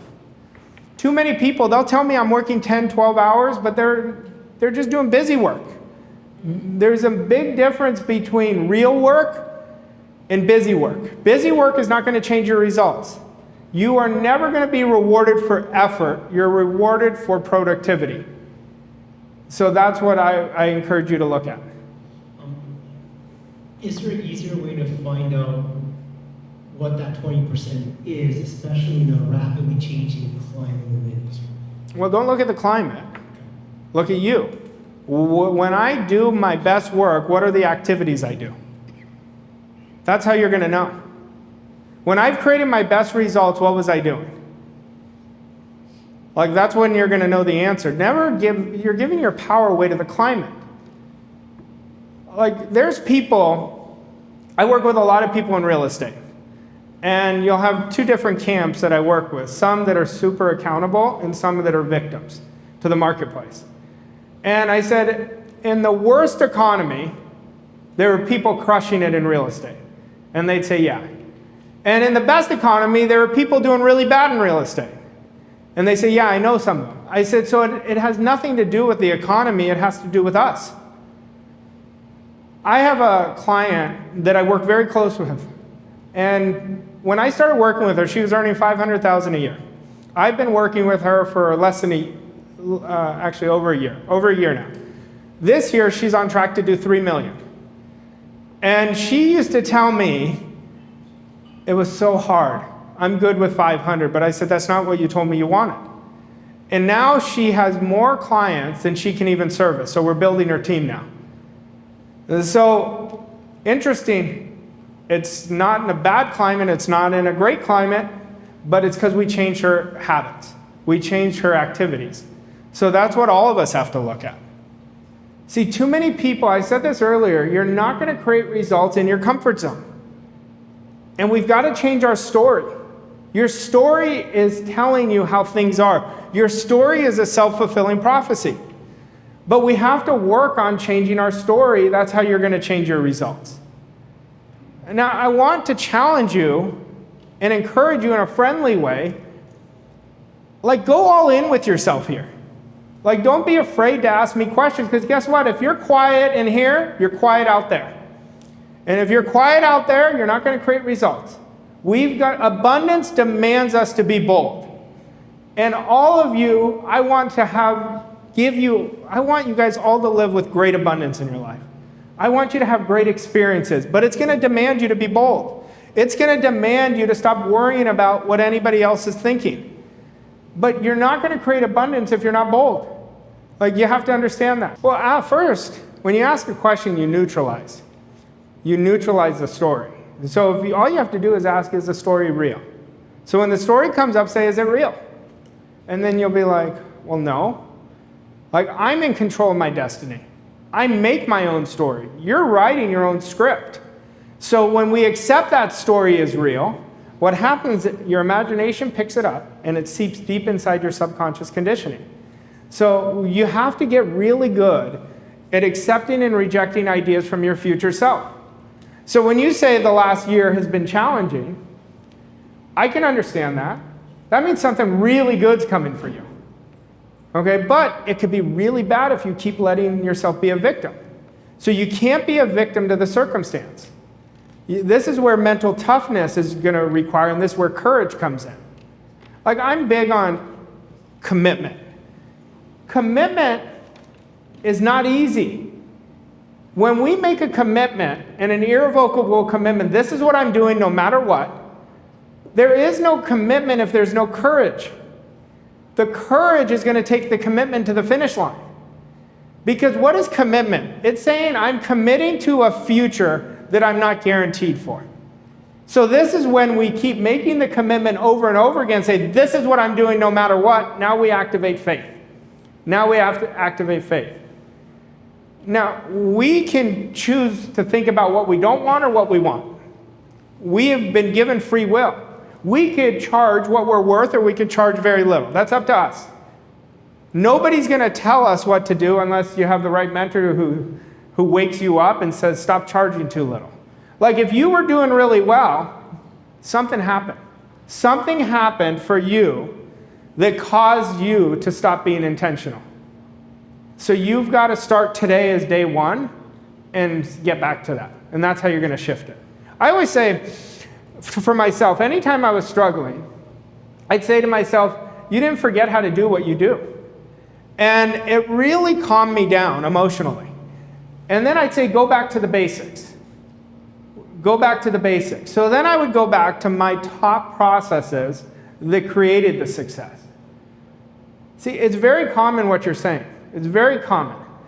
I deal with this with clients all over the world. And they'll tell me that, and I'll say, well, do you want it to be better? And they say, of course. And I say, but do you? Then I say, I want a commitment that this is what we're going to do, and we put in a plan for them. You have to have the right plan, and you have to be able to be flexible with that plan so you can keep upgrading. You know, your friend Elizabeth, you can ask her this. When I was working with her, I said, I don't think you have a goal. And she's like, Arash, I do. I said, no, you don't. So we were working on it, and for 3 months, then now she has a goal. Now she's on fire. When you have a goal you're committed to, your soul is literally on fire. When you don't, there's no juice. And the reason people are not on fire, they're setting too small of goals. So it never burns them because they know, I just have to work harder. I'm just going to work harder. But working harder doesn't give us fuel. What gives us fuel is to be fearless. What gives us fuel is this unknown. Let me prove it to myself. And that's when it becomes magical. When you start operating with real fire in your heart, that's when you're going to know, because no one's going to have to tell you to be disciplined. You're going to do it. No one's going to have to tell you to get out of your comfort zone. You do it automatically. But it's very easy to get into bad habits. It's very easy to get back into the outside if you're not super intentional. And that's why I said intention is so important. Now, if you look, perfect segue, irrevocable committed decision. There is no decision without commitment. But we want to mix discipline with this commitment. We say, this is what I'm doing every day. You wake up, you say, I'm going to conquer myself. I'm not screwing around. This is what I'm doing. I'm going to be the best singer in the world. What's your goal now? Billionaire and superstar. Okay, a billionaire and superstar. So if we look at that, you've been singing since when? How old? 4. Okay. So you've been singing since 4. You've done the repetition. Now we keep improving the mindset. It's going to rock you up. But every day, when you're not on the Billboard chart, when you don't go viral, it's going to be easy. But if you have a committed decision, you say, I'm just going to work on my craft today. That's all you have to work on. But you guys should ask yourself this. Look at your goal. Have I made an irrevocable committed decision? That means I'm all in. It doesn't mean there is no commitment if it's 90%. It's either all in or all out. People get mad at me when I say this. And they say, you're obsessive. I said, I'm not obsessive. I learn the rules and I just follow the rules. That's the rules. There is no decision running by your program. The decision is by your desire, not by the program. So you want to understand that. Nobody talks about people who don't do anything. They're talking about people who are doing good shit. You know, like, you have to start understanding when you start getting hated on, that means you're going somewhere. But don't let it upset you. See, we've been trained to let others upset us at a young age. We've been trained that way. And we have to, if you have kids, teach them at a young age. It's not easy, but this is a program that we've been installed with. There's so many programs, like I'm going to let Monica upset me. Like, Monica can't upset me unless I give her my power. So these people can't upset you. Just keep your head down, focus on what you want, and stay true to yourself. But that's part of your self-image that I would really work on. I'm not going to let anyone upset me. I think attitude is more important than the habits we have. I really believe this. I think attitude is more important than anything. Because the attitude goes right out into the universe. And the universe has a boomerang, gives it right back to us. So if you start drawing low energy things, understand you're putting that out. It doesn't just come to you. So work on your attitude and you're going to change what you attract.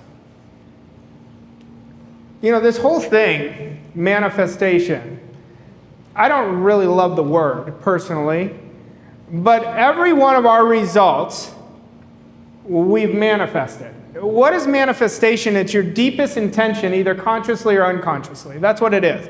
But do you notice people will be like, oh, I manifested something good. But they never say, I manifested something bad. It's the same thing. You'll never hear someone say, Chris, I really manifested this shitty situation, right? You never hear, but when something good happens, they manifest it. I'm a great manifester, people say. Everybody is. You're working with the same laws. When things are going really well, you're working in harmony with the laws. When they're going really bad, you're working out of harmony. It's pretty simple. So what we have to do is stop being victims to our circumstances and start being leaders. See, when you're a leader, you're fully responsible. You take extreme ownership. And that's why I could work with anybody, and I could tell them, I know Leslie, so Leslie would be unfair for me to say, because I know about her. But I could say, Rob, have we met before? No, we haven't. I could tell Rob if he would lock in with me for 6 months and get super focused, remove FOMO from his life, and go all in with me, I could 10x his results in 6 months. I already know that. I don't wonder that. I know that. And he knows that I know it. Because he would feel if I was bullshitting him, right? But we have to start understanding your past is not dictating your future unless you keep going to the stories. We have to replace the story with an upgraded story. So, attitude. I would get obsessed for you about attitude. Attitude changed my life. When I was starting to win, I would go up, down. I always joke that I felt so sorry for my wife because I felt like I was bipolar. Like some days I was high, some days I was really low. And I remember I called my mentor one day and he goes, what's the problem? I said, I'm stuck. He said, why are you stuck? And I said, well, I'm not getting the results. He said, so you're going to let the results control you? He said, you have an attitude problem. And he said, I'm going to give you the lesson my mentor taught me. And he said, anybody can have a great attitude when things are going well. He said, Arash, the real pros in life have an even better attitude when things are not going as well. And I remember, you have those moments where something just hits you. Like it just wakes you up. Like it woke up a dog in me. And for 2 years, I just worked on attitude. All I did was I wanted to understand attitude. I didn't ask him to help me about attitude. I wanted to learn it so I could make it a part of my process, my foundation. And that changed my results almost immediately. Like literally almost immediately. So all of us have attitudes to something. When you walked in this room, you had an attitude. And so we all have attitudes. We want to bulletproof our attitude to always be in a positive mental attitude. And when you're not, shift it right away. We have that control. But, I could tell you guys anything about commitment, but there is no commitment if you don't have the courage to bet on you. There's no one you should bet on more than yourself. When you set a goal, it's like, I am all in. That's activating your infinite potential. Your infinite potential is not activated until you bet on yourself. I remember one day a couple years ago, we were in Italy. I was in Portofino. My wife was getting ready, and I'm sitting on the patio just looking out at all these yachts. And I was like, what did you do to create this? And I thought, that's a hell of a good question. Because I had all these ideas racing in my head, but there was only one idea that I knew. I bet on myself. When I was losing so badly, I had never been losing as bad as I was losing. And that was the moment I bet on myself and I went all in. So when you bet on yourself, that is going to be the courage to bring the irrevocable committed decision to the finish line. Now, I honor you guys for being in this room. I say it because it's not easy, because you guys could have done a lot of other things today. You could have done a lot of other things. And that you guys were wise enough to bet on yourself, to value yourself, because one idea can change your life in this room. One idea. But it's a bunch of one ideas that's going to change the game. But success comes down to 3 rules. You have to decide exactly what you want. It's not what I want for you, it's what you want for you. You have to decide exactly what you want. Then you have to ask yourself, What is the price I have to pay? That may be 100,000 hours to develop a certain skill, right? Or to leverage those bunch of skills. And then you have to ask yourself, am I willing to pay the price? Am I willing to build the discipline? Am I willing not to keep making every decision from my bank account? See, I watch people all the time, they rob themselves of what's possible because every decision is coming from their bank account. Every decision. And when you do that, you're cutting yourself off. And I will tell you this, your goal is going to take whatever it takes. Now, what is that whatever it takes? I don't know. But it's going to take whatever it takes. So you got to decide, am I willing to go bet on myself for the next 6 months? Because being at the job is robbing your energy. So I would encourage you to leave the job or transition out of the job, one of the two. Your needs have to be taken care of. Like, your needs have to be met. Like, I never encourage anyone to do what I did. Because, like, mentally it was hard. Like, it was a lot of pressure. Mentally it was hard. I would have loved to do it a different way, but that wasn't my story. But I was so sick and tired of being sick and tired. And if you're at that point, that would be where you would leave your job. And you have 6 months, and I would go all in on both. I would do half your day on real estate, half your day on building your coaching business. But you've got to make that decision. I can't make it for you. So you know what to do. But then we have to build the right processes for you to make sure in 90 days you replace your income. See, really what I would be thinking is, let's say your income was $15,000 a month. I would say, how can I replace $15,000 a month in the shortest time? Okay, so if you look, that'd be how many houses? Or that would be how many clients would I have, and I'd work backwards. That's how my mind thinks. You always think from the end. But I already think you're wanting permission to leave your job is what I think, right? I would tell you to do it. I would tell you to do it. I don't tell a lot of people to do that, but I would tell you to do it. So you're never going to create what you want in your comfort zone. Yeah. So I want to get into wants with you guys, and I want to get into, I'm going way too slow, because I really want to get into service with you all as well. But I want to get you to understand your want, you have to want as badly as you want to breathe. You have to want it so badly. And if you look at your actions, don't tell me you want it badly. Look at your actions. Your actions will tell you how badly you truly want it. Don't let me be the one, or don't say it to me. Look at your actions. That will tell you how badly you really want it. But whatever you want, you have to want it just as badly as you want to breathe. That's where our wants come in. And this is where this quote changed my life by Dr. Kenneth Blanchard. He says there's a difference between interest and commitment. He says when you're interested in something, you do what's convenient. When you're committed, you do whatever it takes. You accept only results, not excuses. I used to do what was convenient. Now my habit is doing whatever it takes. So your goal is going to demand you to do whatever it takes. And then you want to look and say, why am I doing what's convenient? Why am I doing that?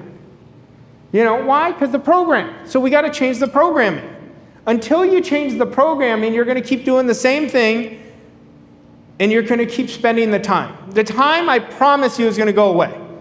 Like, today is the youngest we're all ever going to be. This is the youngest we're ever going to be. So we might want to start changing our philosophy instead of saying, I'm going to wait till it's perfect. That's convenient. We have to understand it's doing whatever it takes. When you do whatever it takes, you're going to change the game.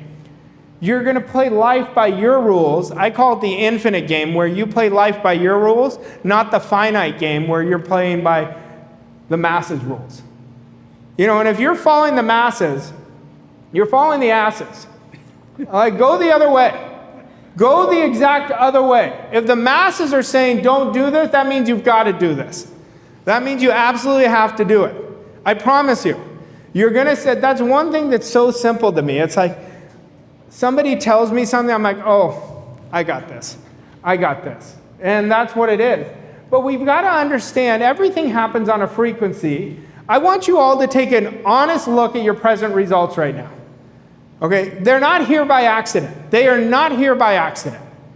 And once you understand this, and if you just increase your confidence, you're going to increase your results. Every goal that I have tells me that I do not have the confidence yet to achieve it, because I would have achieved it if I had the confidence. See, I'm aware of that, so we're always building our confidence. So how do you increase confidence? You do it with deliberate practice. You do it with intentionality. You do it by getting out of your comfort zone. Now, I could tell all of you, you guys would all 10x your results if you got out of your comfort zone every day. Every single day, do one thing out of your comfort zone, you're going to see your results dramatically change. But I watch people that I tell this to, they'll do it for 30 days and they stop doing it. Why? The story comes in. No, this is exhausting. It's going to be exhausting in the beginning. It's a different energy that you're going to need to tap into, so it's going to be harder in the beginning. Like, I think Robin Sharma has a great quote. He says, everything is hard in the beginning, messy in the middle, and amazing at the end. And there's nothing more accurate than that. But we've got to start looking at our confidence and taking it much more as a priority, that for me to create what I want more than anything else in the world, I'm going to have to really build my confidence. And until I do that, all I'm doing is lying to myself. Confidence is critical. Have you met anybody that you really admire who doesn't have great confidence? Like the universe gives us clues, and we're in control of building that confidence. Confidence is not artificial. Confidence is authentic. Confidence is, I'm willing to do something. I don't know how I'm going to do it, but I know I'm going to figure it out. I know I'm going to figure it out. Then it comes to the absolute habits that you build for yourself. Now, you're never going to get results beyond your current level of thinking. So if we look at our results, we know where we're thinking. Agree? So now I'm asking Naomi to challenge herself to think from a bigger idea. That's the idea she wants. Like, you look at her, it lights her up. So that's when you know it's right for you. Now, you're going to fight yourself. I'm going to tell you this. You're going to fight yourself. You're going to go back to your husband. Your husband's going to be like, where the hell were you today? And, that's what's going to happen. That is what's going to happen. No one can give you your heart. You want to be heart-driven by everything you do. I can't give anyone my heart. I can teach them from my heart. I can care from my heart. I can serve from my heart. And then it becomes a connection. And that's how you're going to start trusting yourself more. But think of all of you. You guys have been around this information for some time.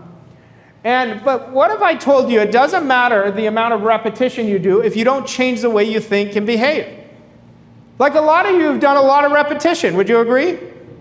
But if you haven't created a massive shift in your results, you're only keeping it in your conscious mind. And it doesn't matter what you believe consciously. It matters what you believe subconsciously that creates the results. Now, I'll watch people who create a great life for themselves and they plateau. And it's like they're dying inside.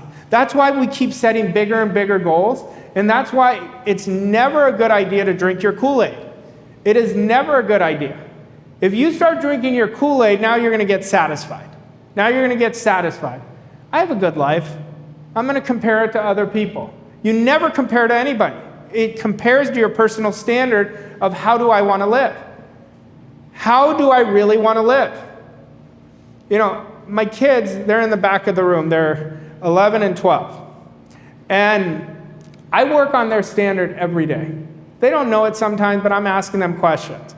And then they'll say to me sometimes, it was fine. I go, what does fine mean? Tell me what you did. And then I'll call them on their way to school, and I'll be coming home from the gym, and I'll call them, and I'll say, what do we get to do today? They're going to school. They don't want to hear from Dad.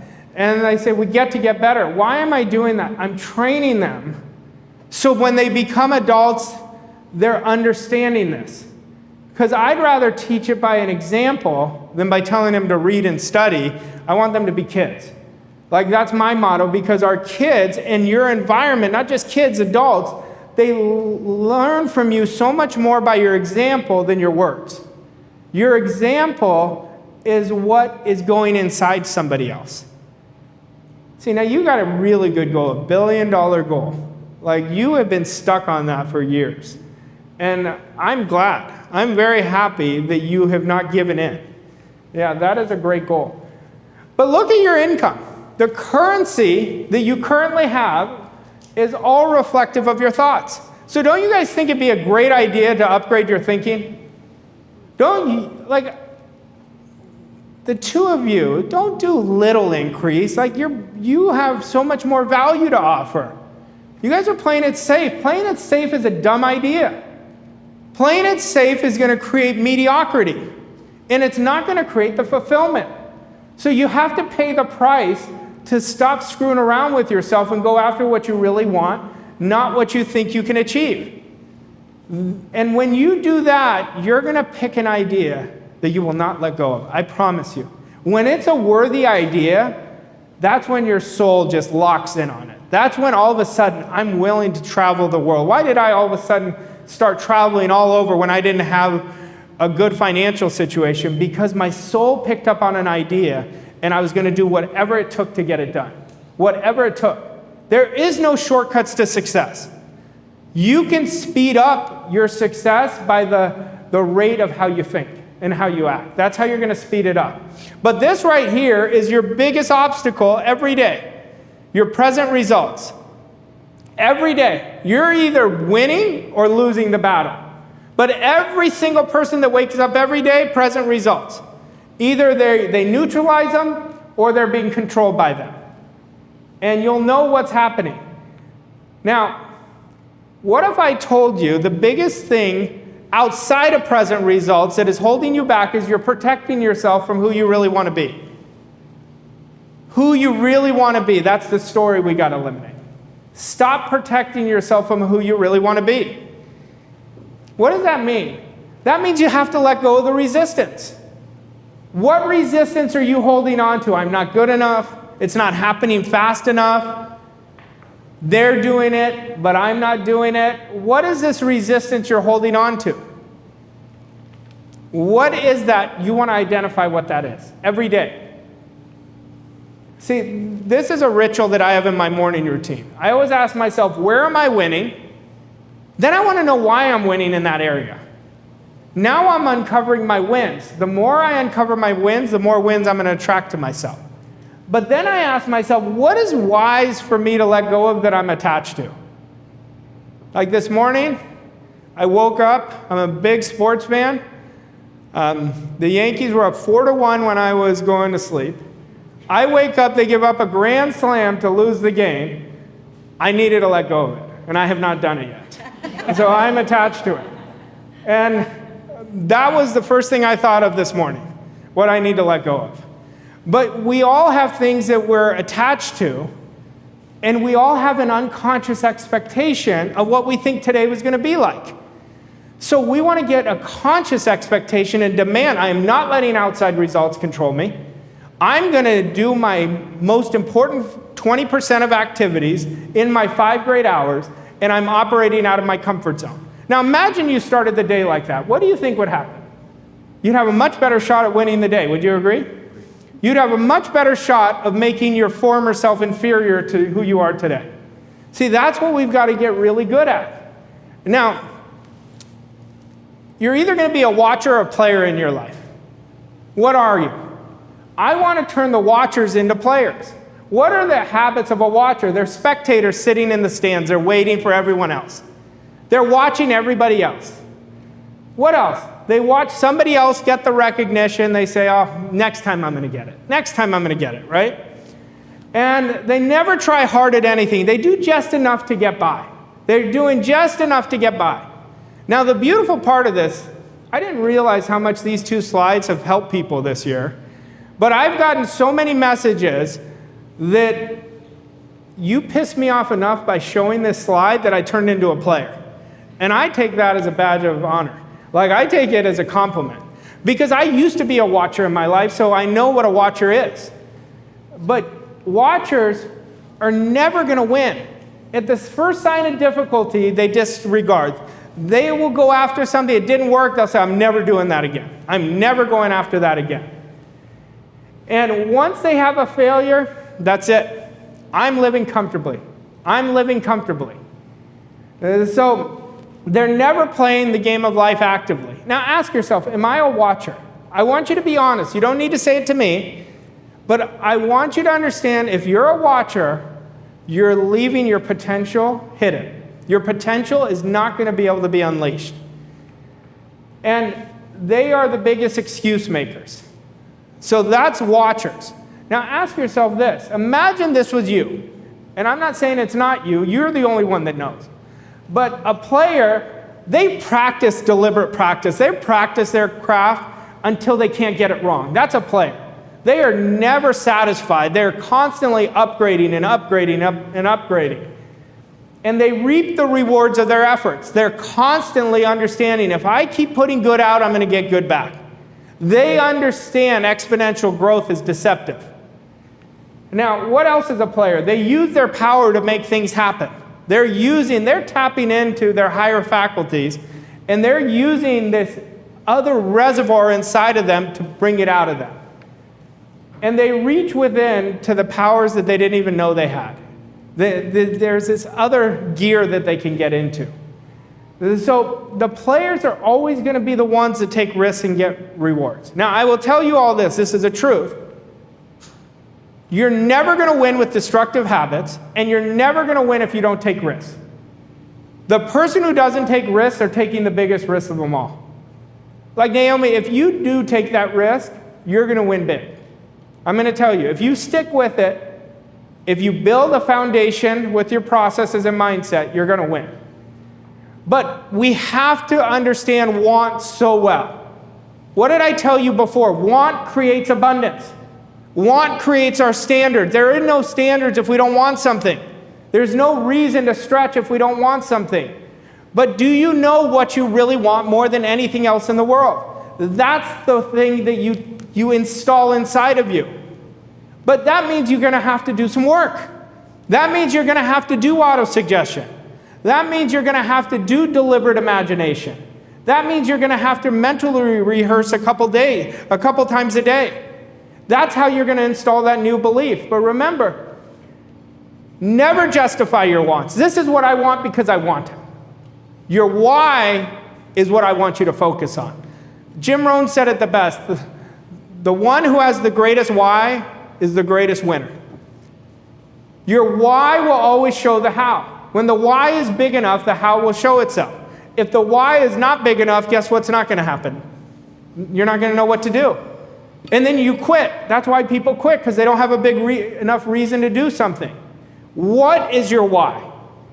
So your why is your why. It's authentic to you. But we have to uncover it. Why do I want it? Like mine was to create a life of freedom. I had no idea what I wanted. I just knew I didn't want to be in bondage. Now, if you would have told me, I said this at our event a couple months ago. If you would have told me that I would be up here speaking to people, 1 in a million, there's no way I would have been doing that. Like if you would have known me 20 years ago, if you would have known me in college when I had to do speeches, but when you find what you love, it's so easy. It's so effortless.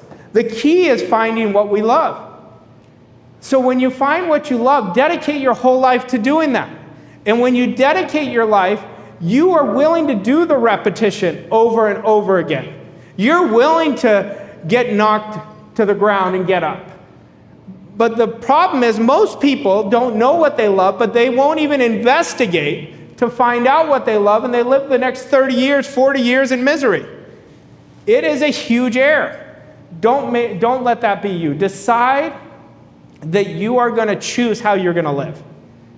And then your goals come around how you're going to live. It's about how you live. It's not just about goals. Goals are vitally important, but it's about how do I want to live, and I make everything in my ecosystem around how I want to live. How do I want to live?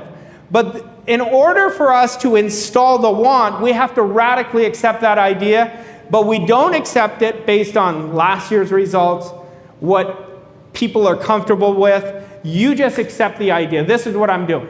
And you keep working on it in your daily routines, in your processes, until it becomes a belief. Now, you're going to know it's a belief because you're never going to doubt it. If you doubt it, it's not a belief. But what if I told you we have to go beyond belief? We have to go to knowing. that you know that you know that you know that you know. That activates faith. What is faith? It's the highest form of attitude. Faith and gratitude are the highest forms of attitude. But there are things that you know that you know that you know. Would you agree? Like if we had a sing-off, you and I, do you think you'll win? See, you know that, right? I know that too. But that's the type of knowing I want with your goal. And that's the type of knowing I want with your goal. Forget about what anybody else is thinking. They're not thinking is the problem. They see you being a young entrepreneur really doing things that they're afraid to do, so they try to put you down. Don't allow that. Now, I want you to make your goal a magnificent obsession. When it's an obsession, it is always on your mind.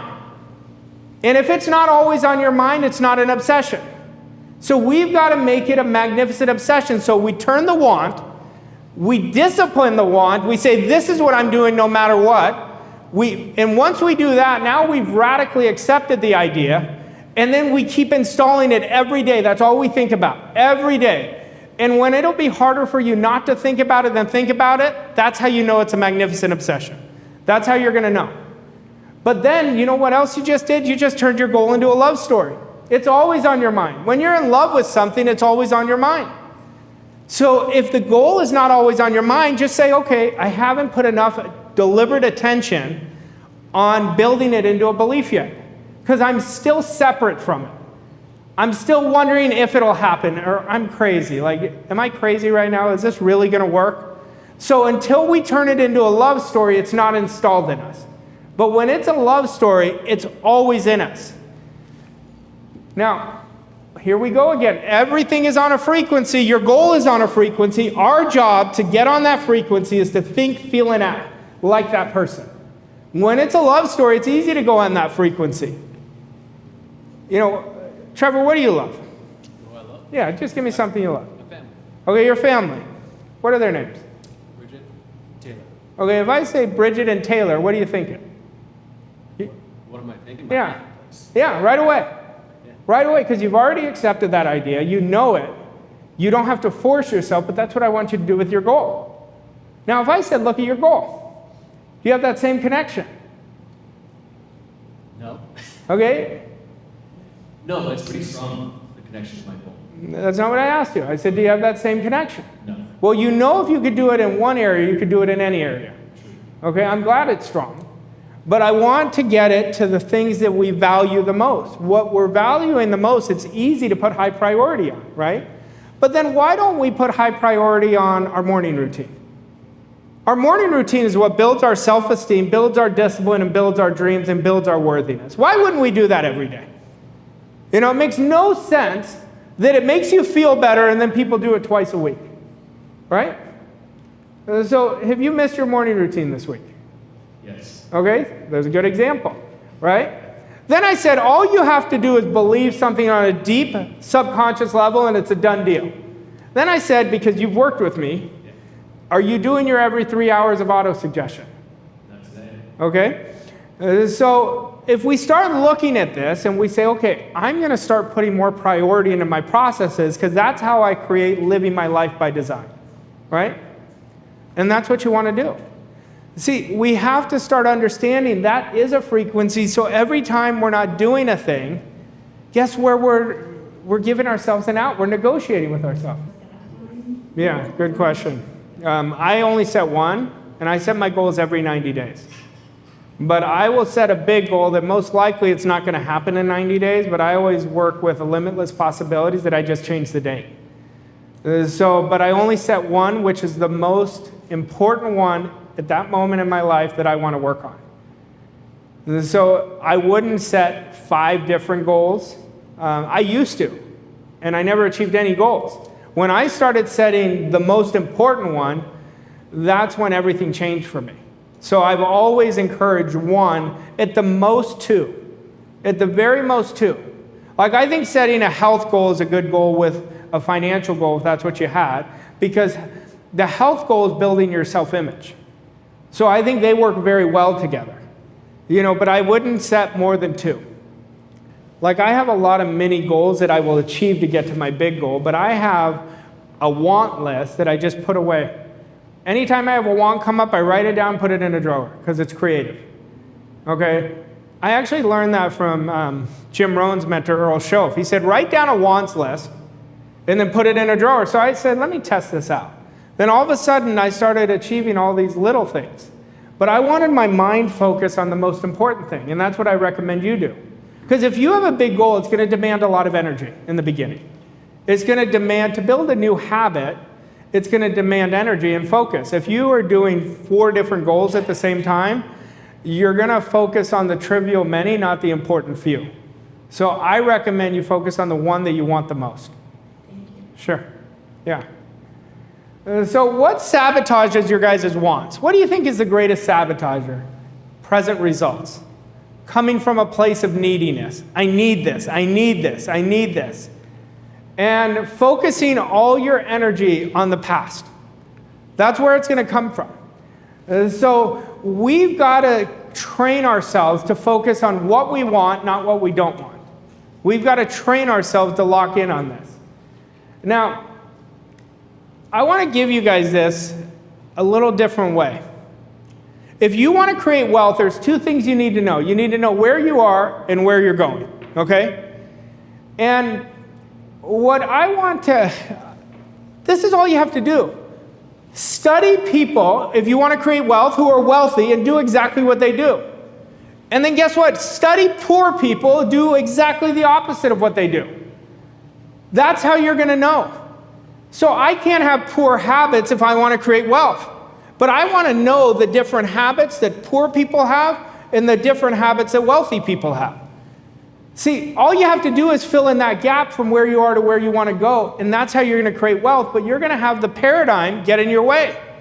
So when does the paradigm get in your way? When it starts negotiating with yourself. You don't have to do it today. You don't have to do it. No, I don't have to do it, but I get to do it. Different attitude.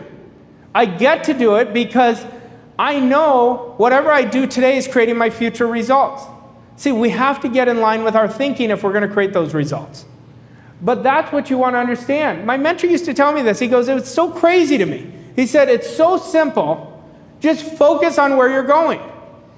See, if we went on a 5-mile run today, let's say these 2 tables, all of us went on a run, and we committed, and we said, some of us will walk, some of us will run. We wouldn't stop at mile 2.2 and say, let's turn back. But with our goals, we're always doing that. Why? Because our eye is not on the prize. We're not looking at what we want, so we're going and stopping from where we currently are. And that's called the paradigm. That's what the paradigm does. But we have to beat it. We have to beat it. Like, my mentor and I used to have a different attitude towards this. I used to always tell him this. He would say, oh, it's the paradigm. And I said, why do you keep saying that? And he goes, well, that's what it is, Arash. And I said, I'm aware. I go, I don't give it any power. So you'll never hear me say, oh, that was my paradigm. And him and I would laugh about this. And he'd say, let's just agree to disagree.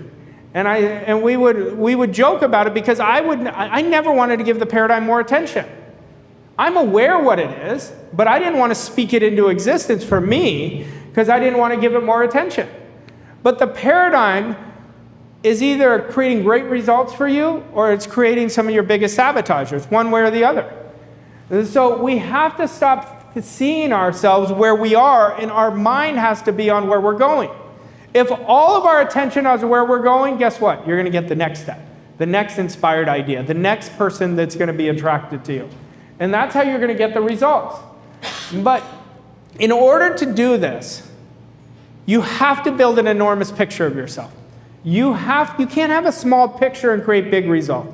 You have to build a world-class self-image.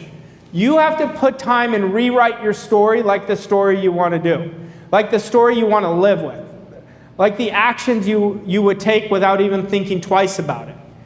Now, we have to build a new model of your future self.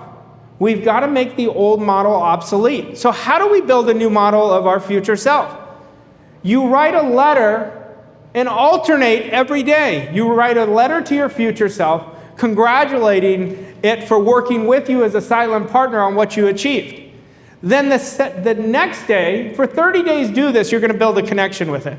The next day, have a letter from your future self to you congratulating you. Like, Monica, if we didn't know each other, for us to get to know each other, we'd want to see, do we like each other's energy, right? We'd want to be able to see, do we connect? So we wouldn't connect if we never talked, right? Well, that's the same with your future self. William James brought future self into the world 130 years ago. Like, I started studying it 5 years ago, and I really started implementing it, but William James is the one who brought this to my attention. I started studying his quotes.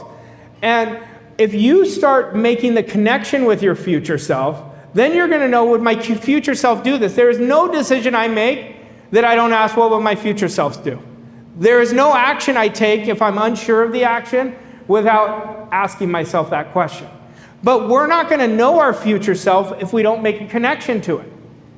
But your future self knows so much more than you do right now. You know, I could look at all of you. Like, Stacy, for you, 2 years ago, are you a different person today than you were 2 years ago? Yeah. So 2 years from now, imagine where you're going to be. So we want the answers coming from you 2 years from now. I have a program called Peak Performers, and I drill it in them. I want you thinking 24 months in advance. If you were making decisions from the person 24 months from advance, would you make these decisions? And what if I told you what you're saying yes to, you have to say no to, and what you're saying no to, you have to say yes to? Because that's what I've discovered. I've discovered what I used to say yes to, I say no to now, and what I say no to now, I used to say yes to. But the present is meaningless unless you have a big idea of the future. Unless you want something so big for yourself, you are going to coast in the present. We want to be awesome in the present. We want to be locked in the present. We want to be hyper intentional in the present. And it's the future that dictates what decisions you're making in the present. So if somebody doesn't want something big enough, they're not going to make any different decisions than they've always made. So you'll always know when the decisions are changing. That's how you know you're transforming. But your future self is completely different than who you are today. Like, if somebody wants to create great results, but they're always drinking on drugs, they're never going to create great results. They're never going to create great results with low vibration habits. Would you agree? So if you want great results, you got to eliminate that. That would be part of what we talked about earlier with elimination. But your future should be driving your present. Most people are driven in the present by their past. They're driven by their past. So we gotta change that story. Now I will show you this. We created this a few weeks ago, and if you will lock in with me here, this will change the game for you. I want you to understand. I want you to put your goal in your mind right now. Okay, just put the goal in your mind. We have 3 parts of ourself. We have a present self, we have a future self, and we have a past self. Okay? Your past self is where your paradigms are coming from. So understand that. That's where bondage is. Now, everything starts in your present self. Your present self is where everything starts, and you're going to decide, am I going to feed the bigger future, or am I going to feed the old story? That's what you're deciding. Now, your future is always committing to freedom. That's what wants does. That's what standards create. It's for freedom. Now, we're going to either feed your goal right now into the past or the future. Now, you guys get to decide this. What am I going to feed? Am I going to feed the old paradigm that's outdated? Or am I going to feed the new one that is in the unknown, that is so uncomfortable? Now, that's your choice. But when you are 1xing and 2xing your goals, you want to do better without changing. You want to do better without changing. Okay, that's what happens. You want to do better without changing. It's never going to happen. 1xing and 2xing is just on grinding. It's just on hard work. I'm going to work harder. I don't want to reinvent myself. I'm going to keep doing the things that are no longer serving me, right? And then you want to constantly have bigger results, but I'm not willing to do anything different. So understand that. Now, your past always negotiates with your present and why your future self is out of its mind. Why would you want something like that?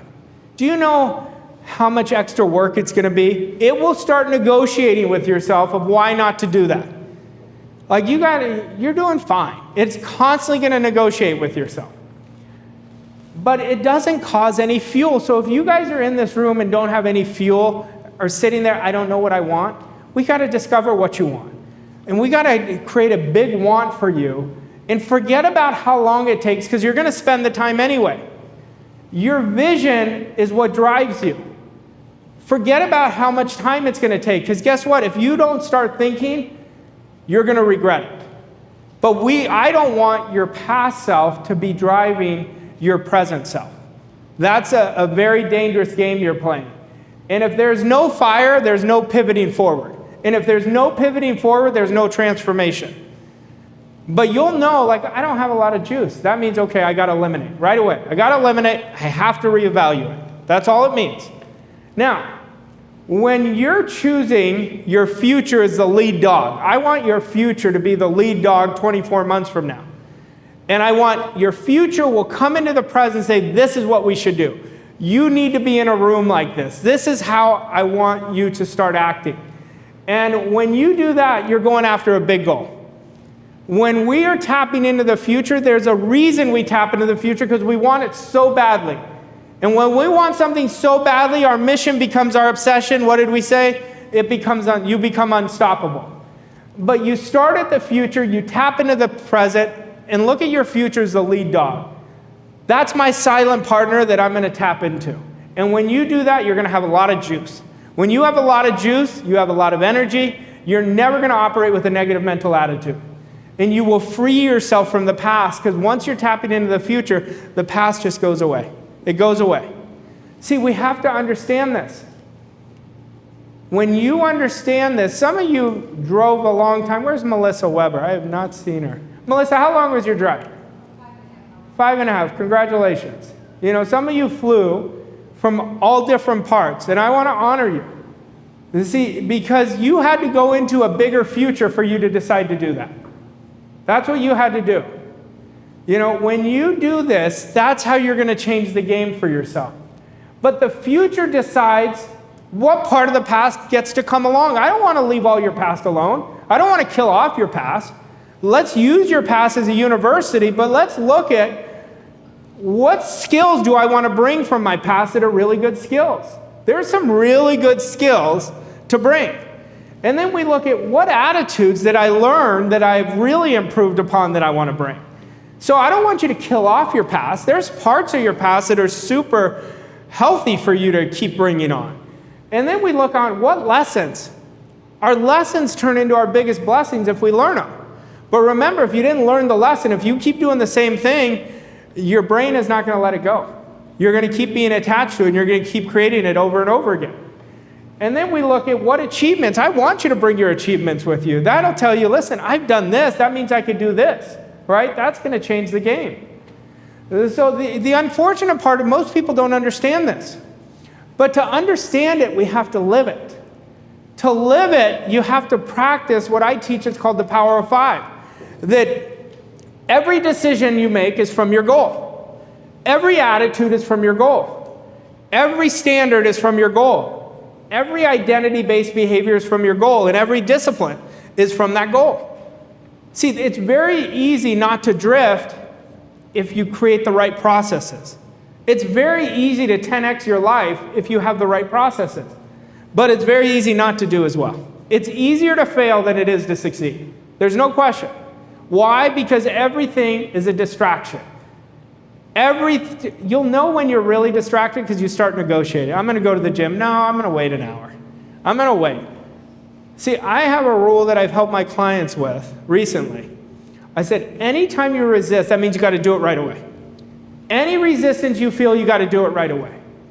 And if you do it right away, there is no more resistance and you transform your identity.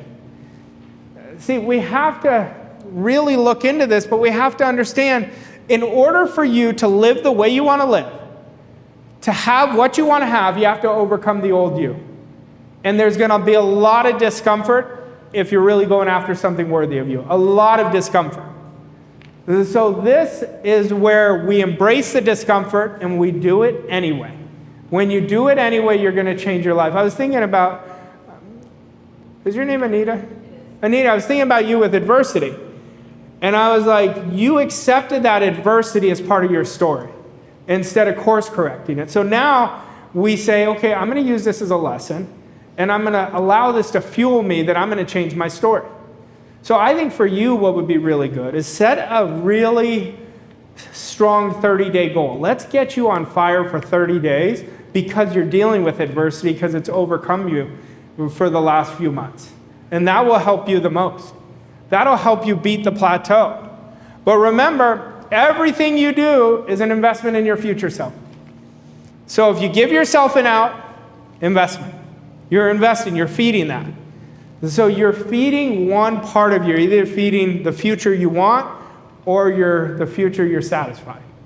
And ask yourself, what do I want the most? Not what do I want that's easy to get to. Okay, that's what you want to ask yourself. I want to teach you guys something before it's too late, because I don't want to leave here without teaching this. All right, I want to work on service, because you want to leave here really understanding service. So the riches you receive will always be in exact proportion to the definiteness of your vision. So we have to have a vision that drives us. The fixity of your purpose, what is my want? What do I want more than anything else? And the steadiness of your faith and the depth of your gratitude. So all you have to do, if you want more money, master this slide. That's all you have to do. Now, when we look at big money, it doesn't happen by accident. I told you in the beginning, our give has to be so much greater than our want. Now ask yourself, is my give greater than my want? Or has my want been greater than my give? You'll know right away. Right away you'll know. Right away, okay? So if we're taking, we have pain. We got to heal that pain. So if our want is much greater than our give, we're focused on us. But your current money blueprint is where you are financially right now. It's telling you a story. So let's rewrite that story if you're not happy with that story. We've got to rewrite it every day. I'm so happy and grateful now I'm earning $50,000 or more every month, or 100, or whatever your guys' goal is. And write out the characteristic. Write it every day until you start behaving like that person. Once you start behaving like that person, you don't need to write it out. It's already part of your program. Now, money is an attitude, but if we're going to serve, we've got to understand money is it's an effect. It's not the cause. The cause is us. The cause is our belief system.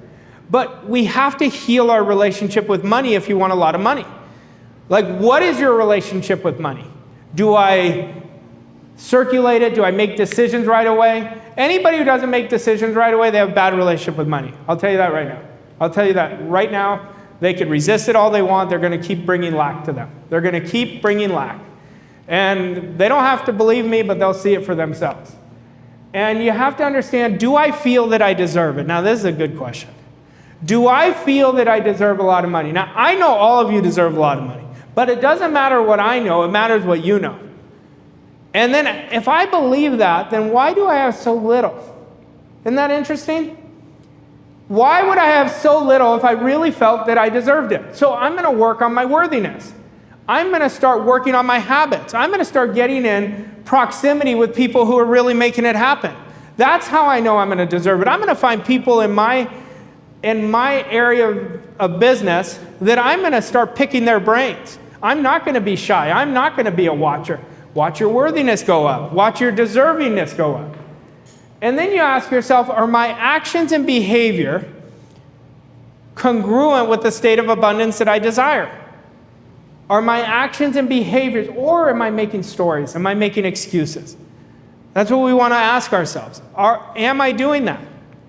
Now, your beliefs about money have to be congruent with your financial goal.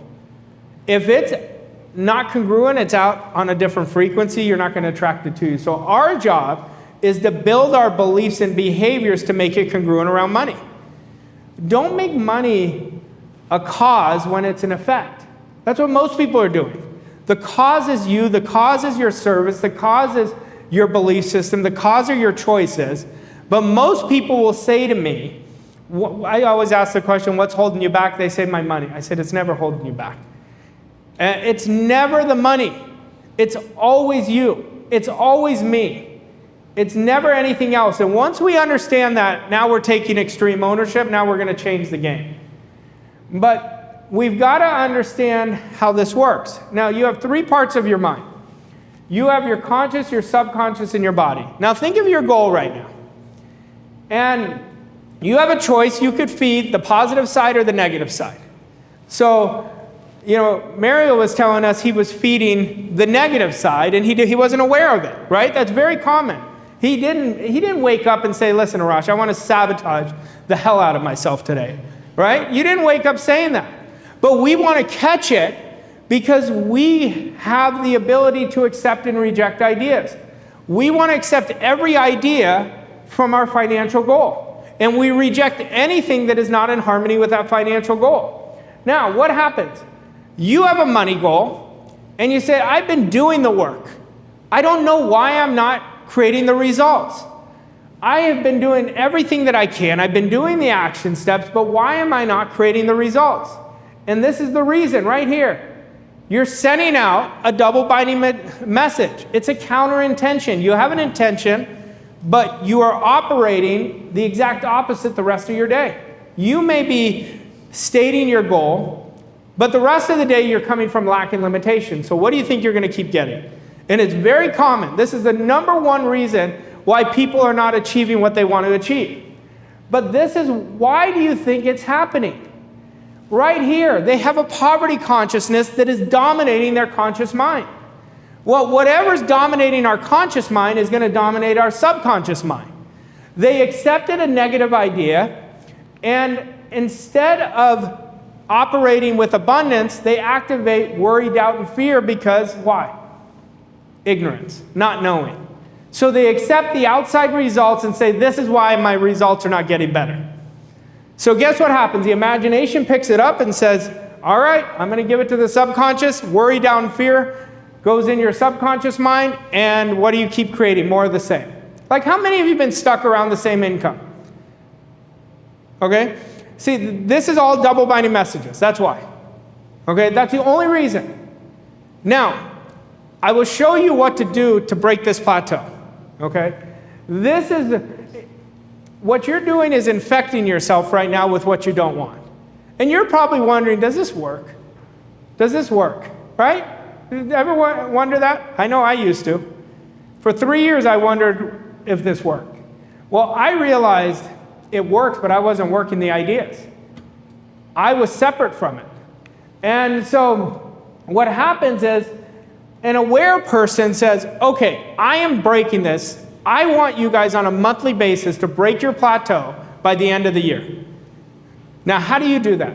The first thing you do, you say, I am done with the poverty consciousness. I am working on a big idea for the next 90 days.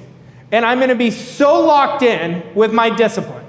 Let's say you commit, and I'm making the numbers up. Let's say your number is, in the next 3 months, I'm going to earn $50,000 a month.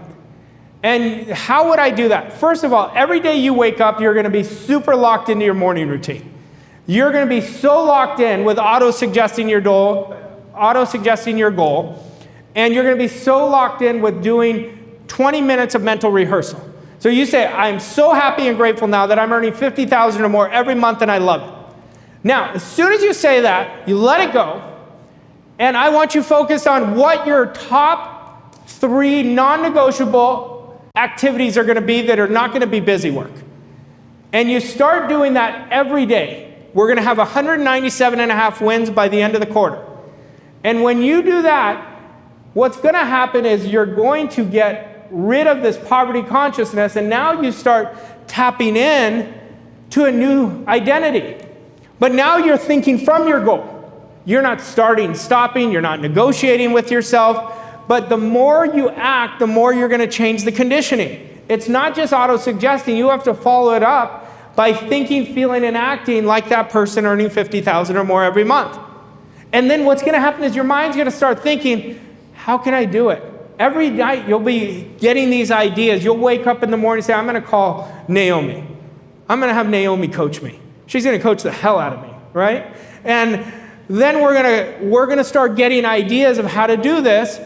And that's how you're going to change your programming. But it's about consistency, Because now, instead of infecting our subconscious mind and infecting our body with what we don't want, we have a magnificent obsession. We've fallen in love with our goal that we've radically accepted. But the key here is you're not letting your results determine it. The biggest error people make, they let their results tell them who they are. I want you to make today your starting date. Start comparing it from today. Don't compare it from last week. Today is the starting point. The rest of the year, compare how you guys have gotten better from today. And if you do that, you're going to create massive results. Now, I want to go into service, and I'll take some questions. We've got to understand the law of compensation. We've got to understand that not intellectually, but emotionally. The law of compensation clearly states the amount of money you will earn will always, look at that word always, it's not sometimes, always be an exact ratio to the need for what you do, your ability to do it, and the difficulty there will be in replacing you. We have to understand this emotionally. Now, if you look at this, the only thing we have to focus on is our ability to do it. What's another word for that? Deliberate practice. Now, I say this thousands of times in a year. Like, I am practicing my craft, getting better and better. Now, today, if you didn't think I was that good, that's up to you, but it wasn't because of lack of effort. Like, I put my heart into my ability to do it, and that's how you become irreplaceable in the marketplace. That's where you're going to empower the environment and the law working for you. So everything we do, we want to operate on an emotional level with the law of compensation. It's not good enough to know it. It's good enough to be it. Once you be it, then you're never going to have to charge too little. Why are we charging too little? Because we don't understand the law of compensation. That's why we're charging too little. We have a terrible relationship with money. We don't understand it. Stop making money and chasing money. That's the biggest mistake people are making. But once you work in harmony with it, look at all that going in your bank account. That's how you're going to create a life of freedom. Now, when people attempt to transform their income, the biggest mistake they make is they prioritize income itself. Big mistake. The key is to increase your value, which will upgrade the results you will have. That's what will happen. I'll tell you a story. We had this program, Peak Performers, and it created so many success stories. But in my mind, I was like, how can we make it better? So I changed it completely. I transformed it. And I know it's 25 times better now. Well, why did I transform it? I looked at what our best results people were getting, and then I said, how can we make it better? This is exactly what I'm talking about. So I changed it. Instead of a 4-month program, I changed it into a 6-month program. And I changed my whole programming around it, where I'm going to them and I'm working with them on reviewing their previous 90 days, then having a plan for their next 90 days. Then I have a call every 2 weeks with them that we have accountability every week. After the call, they have to send us in. But it was already excellent. Why wasn't I satisfied? Because I knew it could be better. That's the law of compensation. So look at what you're doing excellent right now and say, where can I improve my excellence? We can always improve it. So look at all of you guys are doing different things, and look at what you're already excellent at, what you're doing, and say, how can I improve it? How can I improve it? Now, once you 10x your value obsession, you're going to understand the law of compensation. How can I serve the most amount of people? That's what I want you to understand. The more people you serve, the more you're going to receive. The more you serve. Now, rather than focus on your present income, build a much bigger vision of a much larger goal beyond your current situation. Stop allowing the current situation to tell you what you are. Now, here's how you 10x your value obsession. And understand this. Your value is the worth you're creating for others. So ask yourself, how can I create more value for others? How can I give them more? And then ask yourself, what ideas, products, beliefs, skill sets, and service can I increase? Like, I would observe this and look at my ideas, products, beliefs, and skill sets and say, how can I improve upon that? See, this is how you're getting to understand the law of compensation and activating it in your life. And now we say, people always pay effortlessly and willingly for the solutions you provide. They always do. Like if you have a great service, they're going to come to get where you want to go. You could be on the other side of the continent and they'll go travel there if they believe in the service you provide. So we want to make our ability to do it so ridiculous. But I want you to accept the idea right now that you're the best in the world at what you do. Even before you're the best in the world, you accept that idea that I'm the best in the world at what I do. And when you accept that idea, you're going to change the game. But focus at a high level of creating value is going to separate yourself in the marketplace. You know why? Because there's very few people on that extra mile. There's very few people. See, this leads to increased demands of your idea, product, or service. This moves your business from transactional to relational. Most people have a business that's transactional. They don't remember you. But the ones that remember you are the ones that how they made you feel or how you made them feel. And this approach ensures you're not chasing short-term gains. Rather, you're focusing on long-term success. And so I want you to go within and take time to really say, how can I create more value? To become more valuable, you have to make the decision not to allow anything on the outside to overtake you. That's just a done deal. Like, I'm not allowing that. Because it's in my control if I'm going to let Leslie upset me. Or if Leslie's going to let me upset her. It's in our control. No one can do that without us giving our power away. Now, I'm going to show you some strategies that I've found very effective to upgrade your value. Number one, identify areas you can upgrade your skill sets. Identify the areas you can upgrade your skill sets. Set clearly defined skill set goals. Like, this is what I'm doing. For 90 days, I want you to pick one skill set, though. Don't try to pick 10. And then invest in the right mentors, because proximity changes the game. Go look at the people really creating big things over the history of time. They've always had great mentors. Find the mentor and do exactly what they tell you to do. And then practice your craft more than you do performing it. Like, the losers practice their craft until they get it right. The winners practice their craft until they can't get it wrong. Very different. They keep practicing it over and over and over and over again. And then leverage other elite performers' mindset and strategies. You could learn from anybody. There's people in your business right now, Mavi, that you could learn from. I would want to get to know those people. I would surround yourself and take them out to lunch and say, I'd like to pick your mind what you're doing. I'm a young entrepreneur, and I really am hungry to understand this. You know, when you leverage other people's mindsets, you're going to learn a lot of great strategies that's already there. And all you have to do is ask them for their advice. Now, your goal is always the cause of what you do. You can't lose sight of this. Your goal has to be so big in your mind. That's why I said you have to build an enormous image. You have to build an enormous image of yourself. But remind yourself, the minute I walk out of here, my goal, everything is going to be a distraction to my goal. Everything is going to be a distraction. And I want you to understand that. But remember, creation is already finished. It is already done. What you want is already here. It is already here. How in the world did I get to Toronto? Today. How did I pick today? The thing is, I wanted to come here. That's all. Like, how do you pick any goal? You want it. So creation's already finished. So you accept that idea and you work on what you can do every day. You guys got to make this so simple in your mind. Success is so simple. Complexity is the enemy of execution. So stop making it harder. Stop doing 100 things. Stop overwhelming yourself with too many things that are not creating any results. And there's only 3 things you have to know to be a great goal achiever. Number 1, you have to become one with it. Number 2, you create 4 identity-based behaviors a year. 10x your life. 1 a quarter. And you're process-driven. You do the 3 to 6 action steps. That's it.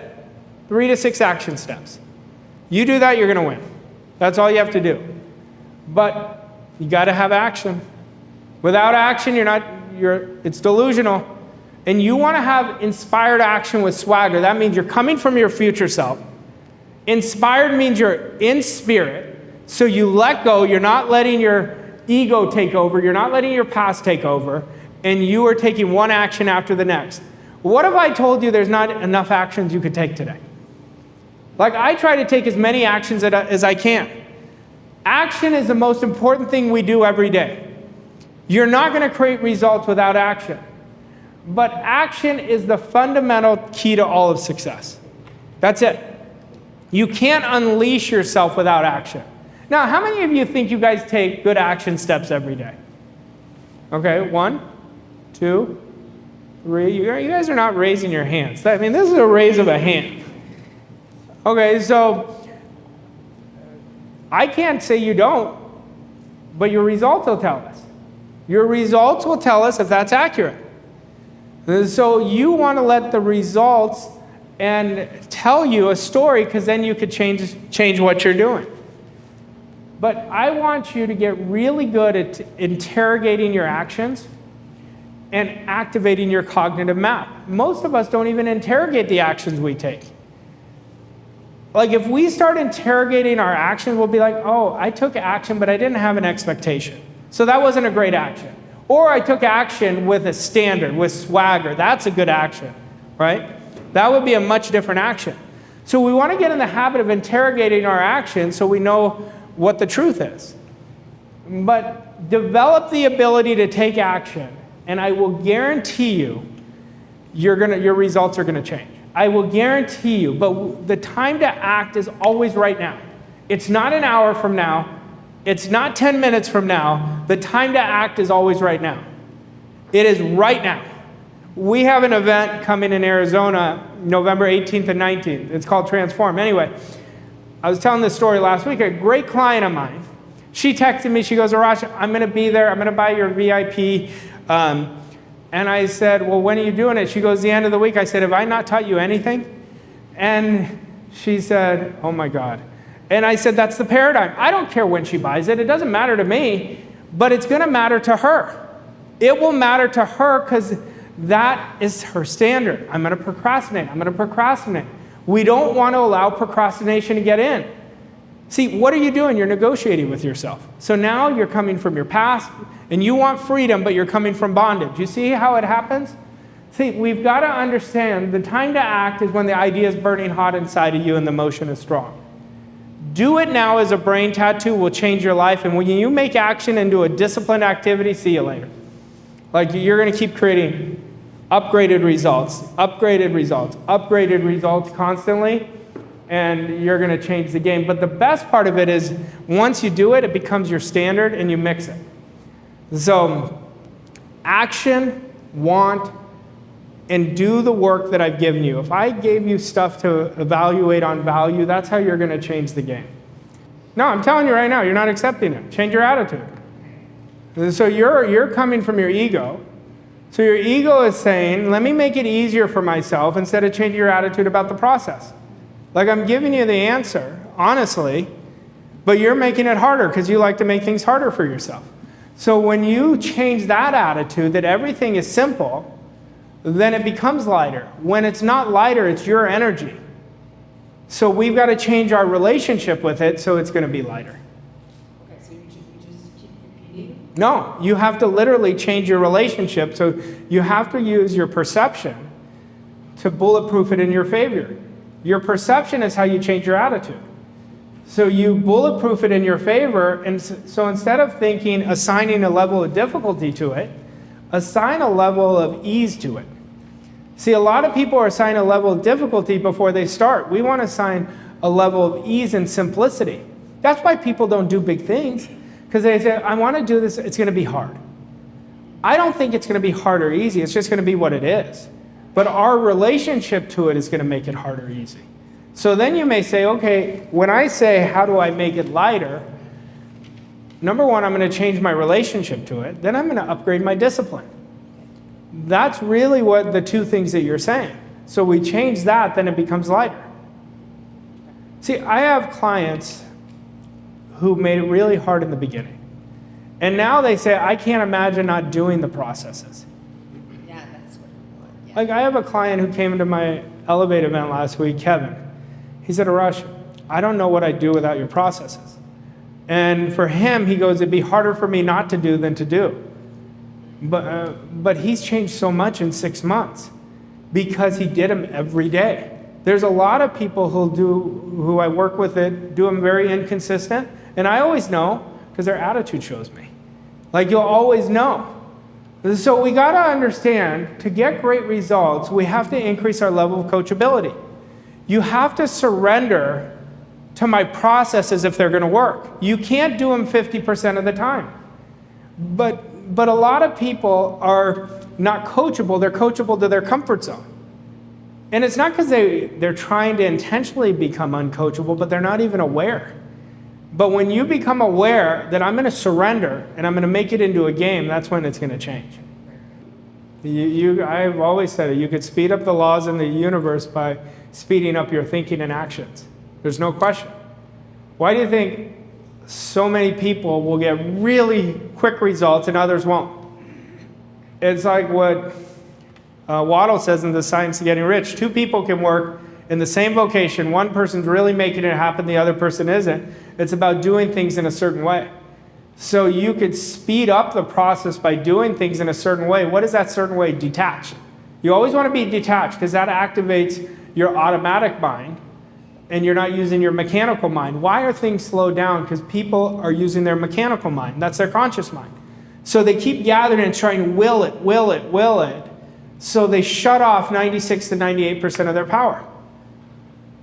And so you'll watch an athlete, right, when they're in their head, and you'll see them hesitate. You'll see somebody playing basketball. You'll see them hesitate. Then you'll watch somebody who's in that flow state. They just shoot right away. Well, that's the same concept. So you'll look at you. When you're in flow state, you're not thinking. You're just being. So when we're being, that's when we activate the automatic mind. But we've got to understand how to let go. How to let go is detaching from the ego. The ego gets our conscious mind so in chaos, so there's all these stories going, all these voices going on, and the subconscious says, I'm going to leave it there. It doesn't even take it in, so it shuts itself off because it doesn't understand it. But when the mind is quiet, the conscious mind is quiet, now the subconscious is wide open. That's why I could tell Mario, for example, let's say he wasn't thinking. I could put a belief in him if he wasn't thinking. Why? Because his mind was wide open. If I neutralized his mind, I could put it right in. Well, that's what's happening when we're getting advertised against. You know, because we may be on social media and then all of a sudden, oh, that's good. And it goes right in and we're thinking about it. Or somebody plays a song and all of a sudden you can't get that song out of your mind, right? It's because our mind was quiet. We were in a daze. So that's what we got to get really good at. We got to get good at letting go. Letting go. And letting go is a skill that you have to practice. And it's a trust in how things work. You have to trust it. If you don't trust it, it's not going to happen. Force never wins. It always negates. And so you've got to accept you're not accepting the idea of financial freedom. You don't trust it. You don't think it's going to happen. That's why we force. So there's an underlying pain under there. Is it really going to happen? How old are you? 29. I mean, you're just a baby. I mean, 29, you've got your whole life in front of you. What you want to do is start creating really good disciplines and habits and accepting the idea. So stop asking if it's going to happen, because now you're digging up the seed. So then we're starting over again, because you're letting the result shape your identity. If you would just lock in for the next 24 months and say, I'm not going to ignore the results. I'm not asking you to do that, but I'm not going to let it control me. But I'm going to get really good with my confidence. I'm going to transform my identity, and I'm going to get really good with my skill set. Your income will change literally overnight. And it won't take 2 years, but you're going to keep seeing it tick up, tick up, tick up, and you're going to jump levels. So just not think about the end result. You never want to chase it. It's not that you don't think it. You're living the end result. The outcome is already done. That's why I said that exact slide that I said. It's very hard for people to understand creation's already finished, because they're so physical and they're so emotionally involved in the outside result. But when we start treating winning with the same attitude as losing, that's when we're going to win. When you don't need anything. when you don't need anything. Let me ask you this. Are you going to brush your teeth tonight? Yes. How do you know? Do it every day. Yeah, well, because it's not a priority for you. You've done it so many times, it's not a priority. That's how I want your income goal to be. So when you're neutral, you're never attached. So you're not neutral. That's what it's telling us. Neutral, let's see, you're wanting some result to tell you I'm going the right way. That's what you want. But that's not how it happens.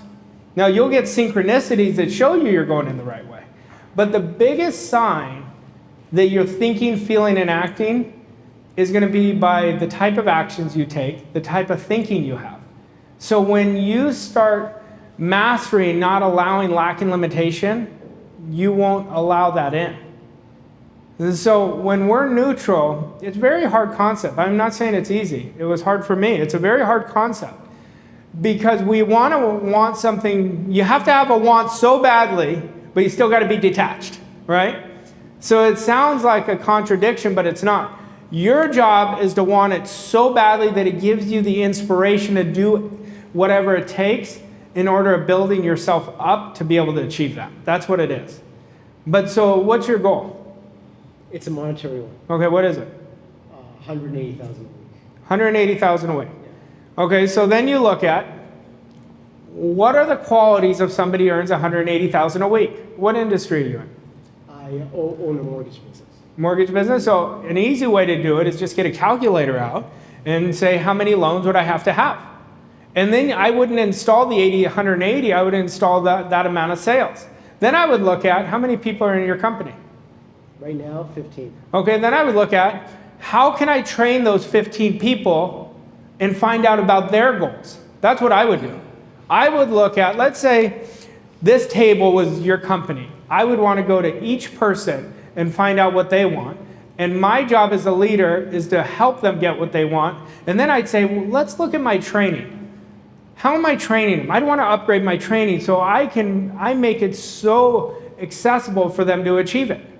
Then I would look at, am I setting Caddy up with the right amount of leads? Okay, I need to upgrade my leads. So stop looking at the money. The money's the effect. Look at your training, look at your leadership, and that's how you're going to get to 180,000. So you got to always come from the goal, not to the goal. As if it's already here. It is already here. There's people right now earning 180. Yeah. But you're going to the goal, so you're separate from it. That was what Mario was saying just now. Yeah. So when we're separate from it, we're not on the same frequency. Your goal is up here, and your thinking is down here. So do you see how you're not attracting it? So how do I bring my thinking to 180? I work with numbers. All I do is get out a calculator, and I say, how many deals do you think would create 180? Well, a lot. A lot of deals? Over above 25 deals, 30 deals a week. For sure. Okay, so that's what I would train myself on. How can I get 25 to 30 deals a week? But stop assigning a level of difficulty. Why'd you say a lot? Okay? See, we don't want to do it. Now we're making it bigger. We want to make the 180 small in your mind. The 180 is the 180, and to get there is going to be whatever it takes. So what if you started attracting superstars to you that are really great closers, then all of them just had to do 5. So does 5 sound like a lot? No. You gotta, that's how you want to think about it. So a lot of you are going to the goal. I already know this. I know you're going to the goal. You've got to go from the goal. You have to train yourself that it is already here. When you train yourself, you're going to think you're lying to yourself. I promise you're going to think you're lying to yourself. Like when I train salespeople, you know what I tell them every night? Every night, if your goal is to sell 2 sales a day, I say, go to sleep. If you've sold none, you say, it feels so good I sold 2. And I said, it's going to feel like you're lying to yourself, but you're not. You're training yourself how you're going to live in the future. And that's what you have to start doing. And if you start doing it every night before you go to sleep, and you start coming from the goal, that's how you're going to increase your value. See, if I was looking at you with what I just taught, I would look at 25 deals, let's say that's the number, and then I would write another question. How can I best set up my team to sell 25 a week? Then I would look at what is the conversion rate right now.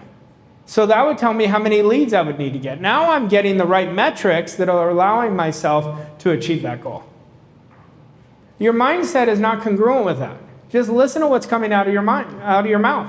So we've got to get much better processes for you that are going to train your mindset to go to another level, and that's going to create the results by default. See, everybody who says like to create financial freedom isn't hard, they're lying to you. In the beginning, it's very hard. Like discipline is not easy, but it gets easy. That's the beautiful part. If somebody's telling you that, I promise you they haven't created it. Like in the beginning, it's hard as shit. Like you have to discipline yourself to be really strong, but then it gets easier, just like everything. I always use the example of driving a car. I remember when I first started learning, I'd be like this. Then I started getting better. Now it's like 2 fingers. I don't even know how I get home sometimes. But driving a car was so hard for me at the beginning when I first was learning how to drive a car. But I will tell you, money will become so easy for you to earn once you commit to your personal transformation. It does not happen without personal transformation. See, I want to get you guys' real realization to the real work. The real work is not reading books. The real work is not listening to audios. The real work is rubbing shoulder to shoulder, having prepared questions answered, and really committing to yourself that I'm going to set myself up to win. And if you will do that, in 6 months, you'll see a quantum leap. But it'll take 24 months to really make it permanent. I've been doing this every day for 17 years. So I'm going to do it till the day I die. Like my identity is a coach. I always say this. Like a lot of people's identities are not what they want. They have to make what they want their identity. Like mine, I will tell you, until the day I die, I will be coaching at some level. And that's my identity, so I've fused with it. You see the difference? Like you want to fuse with 180 as your identity. And as you do that, you're not going to say it's hard, because if you were thinking properly, the person who achieved 180 would never say it was hard. Like think about that. They would never say it's easy either. They would just say it is what it is. What enabled you to think so big and kind of helped you exercise that subjective control to your external circumstances at that time? I don't necessarily think I thought big at that time. Looking back on it, I was blessed that I had a great mentor who believed in me. And him and I really connected. I still don't know the answer to it, if I'm telling you the truth, but I did so much out of my comfort zone. And when I did it, it started building me confidence. And I remember I was going to Las Vegas. We were at a wedding, and I get a call on my phone from Bob. And him and I were not working very long at this time together. And I was like, oh my God, I got to run out of the casino because I don't want him to think I'm in Vegas. Well, anyone who knew Bob knows he loved to gamble. So it was kind of ironic, right? And anyway, he's like, I want you and I'm watching what you're doing, and I want us to get to know each other better. So he loved results, I loved results, so it was very similar, but I don't think I thought big. I thought I was fearless. I think that was the thing that took me to another level. And I never tried to be close with my mentor. It just organically happened. But when I tell you I was fearless, like my wife was getting her master's, I told her to quit her job. And she goes, are you serious? And I'm like, yeah, you're going to school full time. You're working a full-time job. I said, quit. So she quit. Like I started doing all these irrational things. But I kept betting on myself, putting myself on more hooks. And the more I did, the more I got out of my comfort zone, and that's what happened. But I don't think I was thinking big enough. Like if I really was telling you, I was willing to bet on myself was the best thing I did, and I was taking action that I never took before. Towards your white-type goal at the time. Yeah. Thank you. But once I got it, I never let it go. I remember thinking, once I get to this income, then we're fine. Then I got to that income, I go, this is not about income. It was never about finances that I thought it was about. It was about emotional freedom. And that's what I held to. So what you guys want, no one wakes up and says, I want great wealth. They want great wealth so they can live on their terms. That's why people want wealth. Yeah. And I think you should all have it. I want you all to have it. I ask questions throughout the day. Like if I want to create something new, I'll sit down and write questions. You know, like you want to ask great questions. I'll give you something that I created. I created this for myself, but then I taught it to my new peak performers group.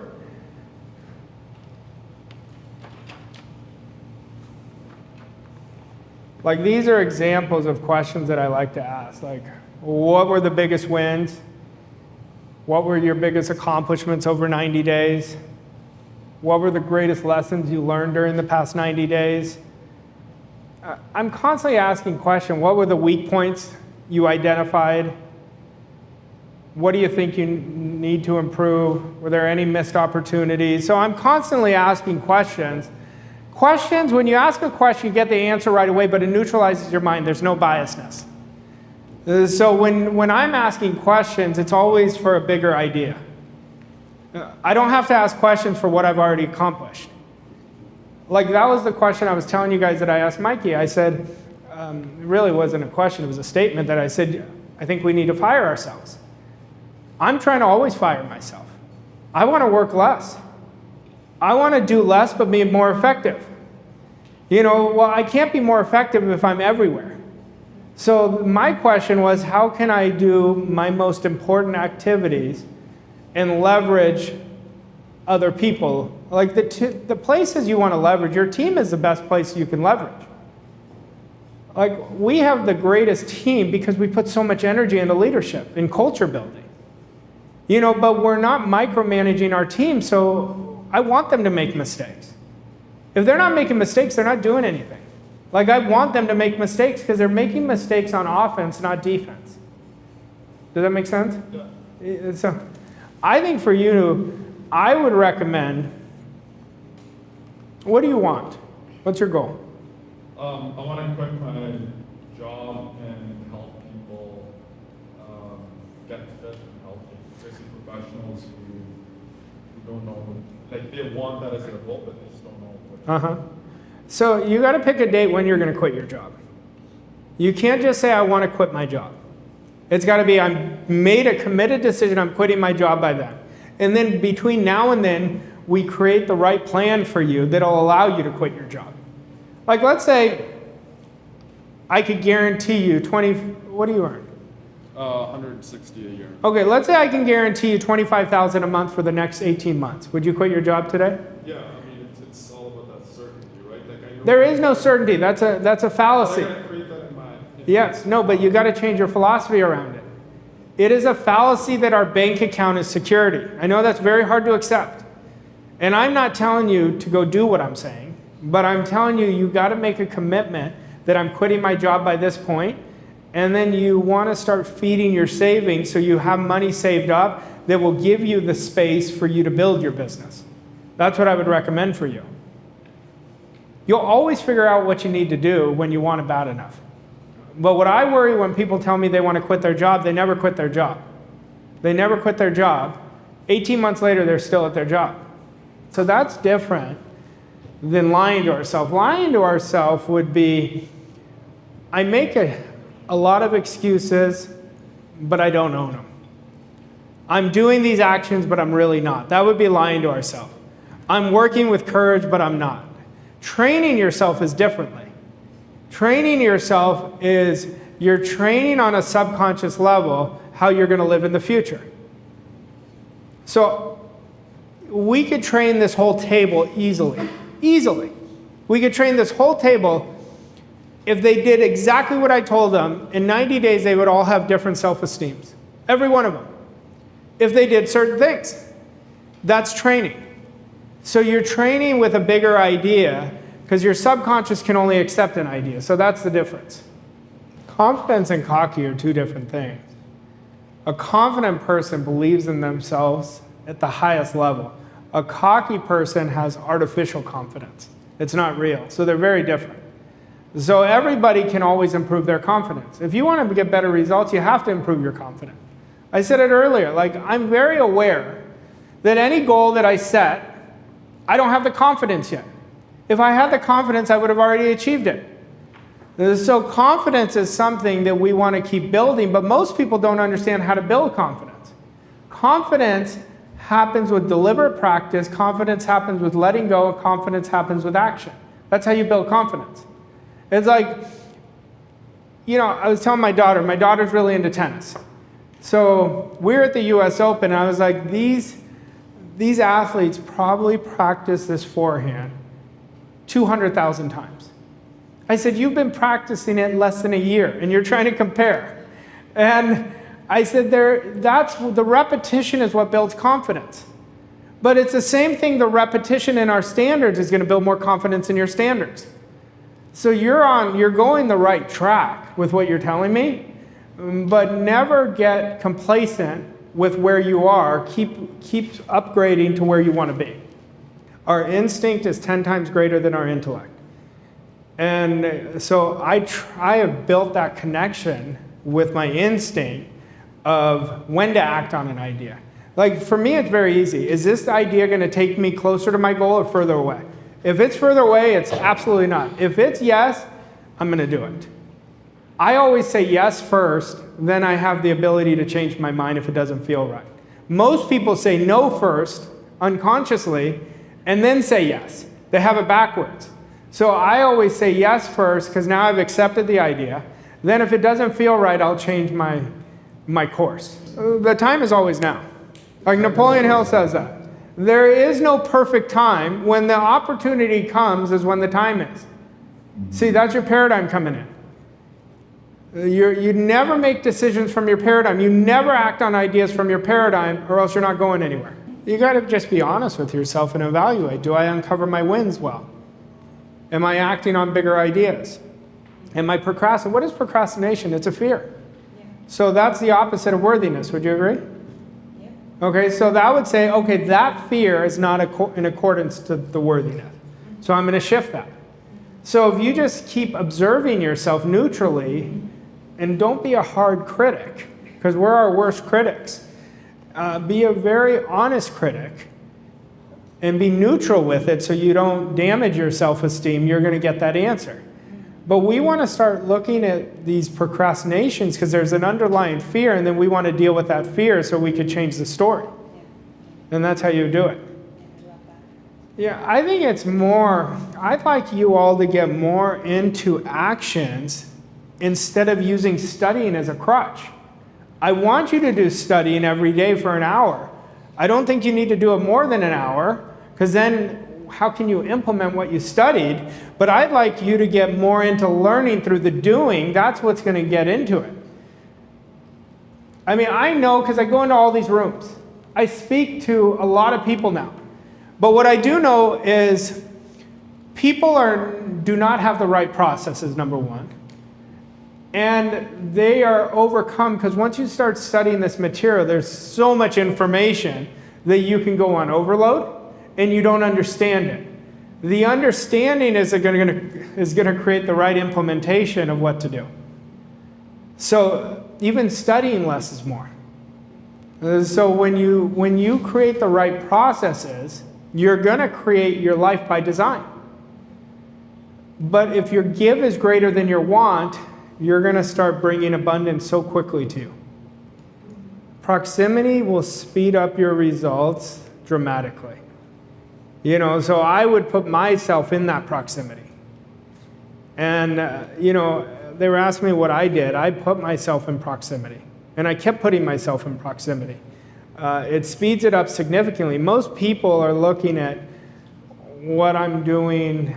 Everybody's busy. So you can have every reason not to do it, but that proximity, if it's great proximity and they really are what you want, then I would do it. I would do it. I had a client who's an interior designer, and she asked me, she goes, should I go to this one event in New York? And she does so well. And I said, well, why wouldn't you? And she goes, that's all I needed to hear. And that's all I told her. I said, why wouldn't you? You can't mimic human touch. Energy, it's different. It's different when you're in the presence than it is even on Zoom. I know everyone's so used to Zoom. It's very different. Like I have several clients. We've done, I think, 6 world-class wealth events. They've been to every one, and they signed up for our next one. And I asked them, I said, why do you keep coming back? They go, because it keeps getting better. And they're smart, though, because their results have shot up. You know, but people will negotiate with themselves and say, well, it's going to be travel, it's going to be this. But if I could get you all to understand one thing, your goal is going to take whatever it takes. And that whatever it takes is out of your comfort zone. And if you can start playing with this idea, it's going to change your life. It will change your life. Write down your top 5 standards that you're going to commit to. But you only commit to number 1 first. Once you make number 1 a part of your identity, then you go to number 2. Then, you know, standards is something that is ever growing. It's never going to leave. Like, you don't just stay at the standard. It's always evolving. As you grow, the next standard comes, and the next standard. You know, I told this story at an event, like, we were going to visit my business partner. My wife was with me. We're going to visit my business partner in Dallas. And we go to this hotel. I mean, it was so dirty. And I mean, there were cigarette butts everywhere, like super dirty. And I told my wife, I'm like, let's get out of here. Let's go to get another hotel. So I called my brother. I'm like, what hotel would you recommend? So we end up going 45 minutes away. And Mikey and my wife Veronica thought I was obsessive, but I said no, because it's not our standard. And standard is very true to me. It's very important. Like, I don't like anything that's not our standard. Well, we end up going, and we have this dinner. We meet the Cowboys owner at dinner. And I said, imagine if standard never won. You see why it always wins? And he ends up buying us dinner, and I was asking him business questions. It's just a reminder, like, what you settle for, you tolerate. And that's why in our business, what are we settling for? In our mindset, what are we settling for? In our proximity, what are we settling for? Least resistance. You are not going to get to where you want to go unless you do the real work. The real work is the hard work. And we have to do hard better. If we start doing hard better instead of shrinking to hard, that's how you're going to create massive jumps. All right, good. I just want to finish with 2 things, and then I'm going to turn it over to Monica. But I want you to leave here every night doing the power of 5. That I want you to think of your goal and your future self, and from now on, every decision you're going to make is from your goal. Every attitude is going to come from your goal. And don't minimize attitude. Your attitude is creating all your results. It's your thoughts, feelings, and action. And then every standard comes from your goal. Now, the discipline is a magical thing. Don't work on 1,000 disciplines. Think about the one pinnacle discipline that will bring all your other disciplines up. That's the one you work on. What is that one discipline? And then you work on your self-image. You think, feel, and act all day long. But we're going to add for you guys, one more is leverage. How can I leverage myself?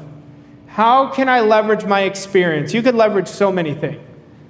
So that's what I want you make sure at the end of the day, you ask yourself, did I make decisions today?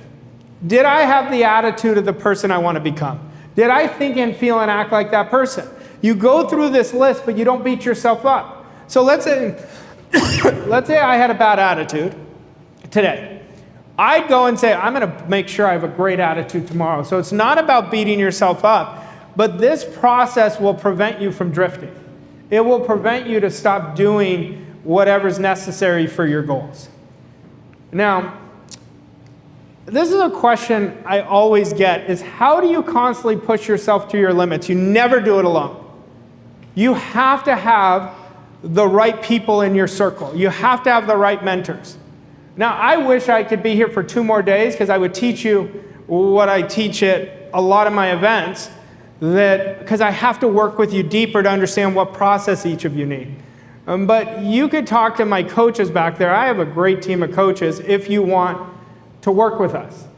I recommend you come to our Transform event in November. I'm releasing a new book in March called Transform. So I'm doing a 2-day event with all my updated processes at the event. But I want you to remember this. Peak performance is not only about taking action, but you got to use a proven model. What is that model? See, I know what you're thinking. I'm not sure what my model is. That's what we've got to change for a lot of people. They don't know their model. Why would we accept less? That's part of our model. Why would we not leverage more? Not part of our model. I could just do it myself. Well, how can you do your most important activities?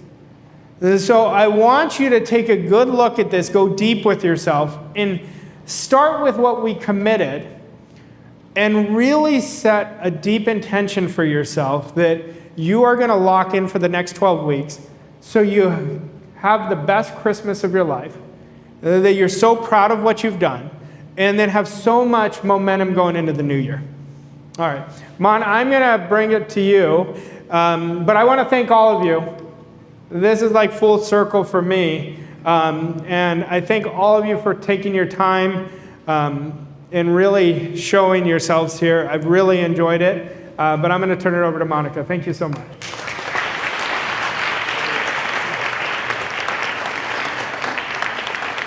That was incredible, Arash. Thank you. Another round of applause for him, please. Woo!